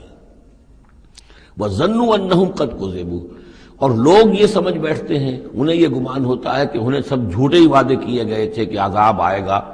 وہ جو قوم ہے وہ تو بہت ہی زیادہ لاؤبالی ہو جاتی ہے کہ 12 برس ہو گئے محمد کو کہتے ہوئے عذاب عذاب عذاب عذاب، عذاب تو نہیں آیا، یہ سب دھونس تھی، صرف یہ کہ ہمیں ڈراوا دینا مقصود تھا۔ جاءہم نصرنا واستیأس الرسل، اور ظنو کا جو فاعل ہے وہ در حقیقت ان کی قوم ہے، جو مشرک قوم ہے، کہ انہوں نے یہ سمجھا کہ یہ سب ہمیں جھوٹے ہی دھونس دی گئی تھی عذاب وغیرہ کی۔ جاءہم نصرنا، تو ہمارے نبیوں اور رسولوں کے پاس پھر اللہ تعالیٰ کی نصرت آ جاتی تھی۔ فنجی من نشاء، پھر بچا دیا جاتا تھا جس کو ہم چاہتے تھے۔ ولا يرد باسنا عن القوم المجرمین، اور ہمارا وہ عذاب اور ہماری وہ سختی جو ہے نہیں لوٹائی جا سکتی تھی، نہیں پھیری جا سکتی تھی مجرموں کی قوم سے، ان پر وہ عذاب واقع ہو کر رہتا تھا۔ لقد كان في قصصهم عبرة لأولي الألباب، ان کے حالات میں، اس بیان میں یقیناً ہوش مند لوگوں کے لیے عبرت ہے، عقل کا سامان ہے، سبق کا سامان ہے۔ ما كان حدیثا یفترا، یہ قرآن ایسی شے نہیں ہے جسے گھڑ لیا جائے، کوئی شخص اپنے جی سے اس کو تصنیف و تعریف کر لے۔ ولیکن تصدیق الذی بین یدیہ، بلکہ یہ تو تصدیق کرتے ہوئے آیا ہے اس کی جو اس کے سامنے موجود ہے۔ لیکن واقعہ یہ ہے کہ تورات میں جب یہ واقعات آتے ہیں، مولانا مودودی نے بہت ہی عمدگی کے ساتھ تقابلی مطالعہ کیا ہے کہ تورات میں جب یہ قصہ بیان ہوا ہے تو اس بیان کے اندر جو حسن ہے جو قرآن بیان کر رہا ہے، اور جو اس کے اندر حکمت کے نکات قرآن مجید نے بیان کیے ہیں، معلوم ہوتا ہے کہ اس کا کوئی 100واں حصہ بھی تورات کے بیان میں نہیں ہے۔ اس کی وجہ کیا ہے کہ اصل تورات گم ہو گئی تھی، بعد میں جب وہ حافظے سے مرتب کی گئی ہے تو ظاہر بات ہے کہ اس میں وہ بات پھر پیدا نہیں ہو سکی جو اصل اللہ تعالیٰ کی طرف سے اتری ہوئی تورات میں تھی۔ ما كان حدیثا یفترا ولكن تصدیق الذی بین یدیہ وتفصیل کل شیء وہدی ورحمۃ لقوم یؤمنون، اور اس میں تفصیل ہے ہر چیز کی، یعنی جو بھی ضروری باتیں انسان کے علم میں آنی چاہیے ہدایت کے لیے، اس کی ساری تفاصیل اس میں موجود ہیں، اور یہ ہدایت ہے اور رحمت ہے ان لوگوں کے حق میں جو اس پر ایمان لائیں۔ یہاں وہ 3 سورتوں کا ایک گروپ جو ہے وہ ختم ہوا، سب گروپ تو ایک ہی چل رہا ہے، تیسرا گروپ ہے یہ جس میں 14 سورتیں ہیں مکی اور ایک آئے گی مدنی سورہ نور۔ لیکن جیسا کہ میں نے عرض کیا ان میں 3 کے گروپس بنتے ہیں۔ سورہ یونس، سورہ ہود میں وہ نسبت ذاتیت بالکل واضح تھی، اور یہ اپنی جگہ بالکل منفرد مزاج کی صورت ہے، یہ سورہ یوسف اس کا اپنا مزاج ہے۔ ہاں اس کے قریب آ جاتی ہے ایک صورت اور، وہ تیسرا سب گروپ جب آئے گا تو اس میں سورہ مریم، سورہ طٰہٰ اور سورہ انبیاء۔ سورہ طٰہٰ بھی ایک ایسی صورت ہے قرآن مجید کی جس کا اکثر و بیشتر حصہ ایک رسول کے تذکرے پر مشتمل ہے، ایک نبی کے تذکرے پر مشتمل ہے، یہ سورہ یوسف، لیکن یہ تو پوری کی پوری حضرت یوسف کے حالات ہی پر ہے۔ سورہ طٰہٰ جو ہے وہ ایک رسول کے حالات پر مشتمل ہے، اکثر و بیشتر حصہ 8 میں سے 5 رکوع کے قریب جو ہے، لیکن اس میں یہ ہے کہ وہ رسول ہیں موسیٰ۔ اب ان دونوں میں نسبت کیا ہے؟ یوسف کے زمانے میں بنی اسرائیل مصر میں داخل ہوئے اور موسیٰ کے زمانے میں وہ مصر سے نکلے ہیں، تو ان کے حالات پر بھی ایک مکمل صورت، ان کے حالات پر بھی ایک مکمل صورت، لیکن وہ مصحف میں قرآن مجید کی اس ترتیب میں یہ متصل نہیں ہے بلکہ فاصلے پر ہیں۔ یہ اس 3 صورتوں کے سب گروپ میں ہے، وہ تیسرے سب گروپ میں آئے گی۔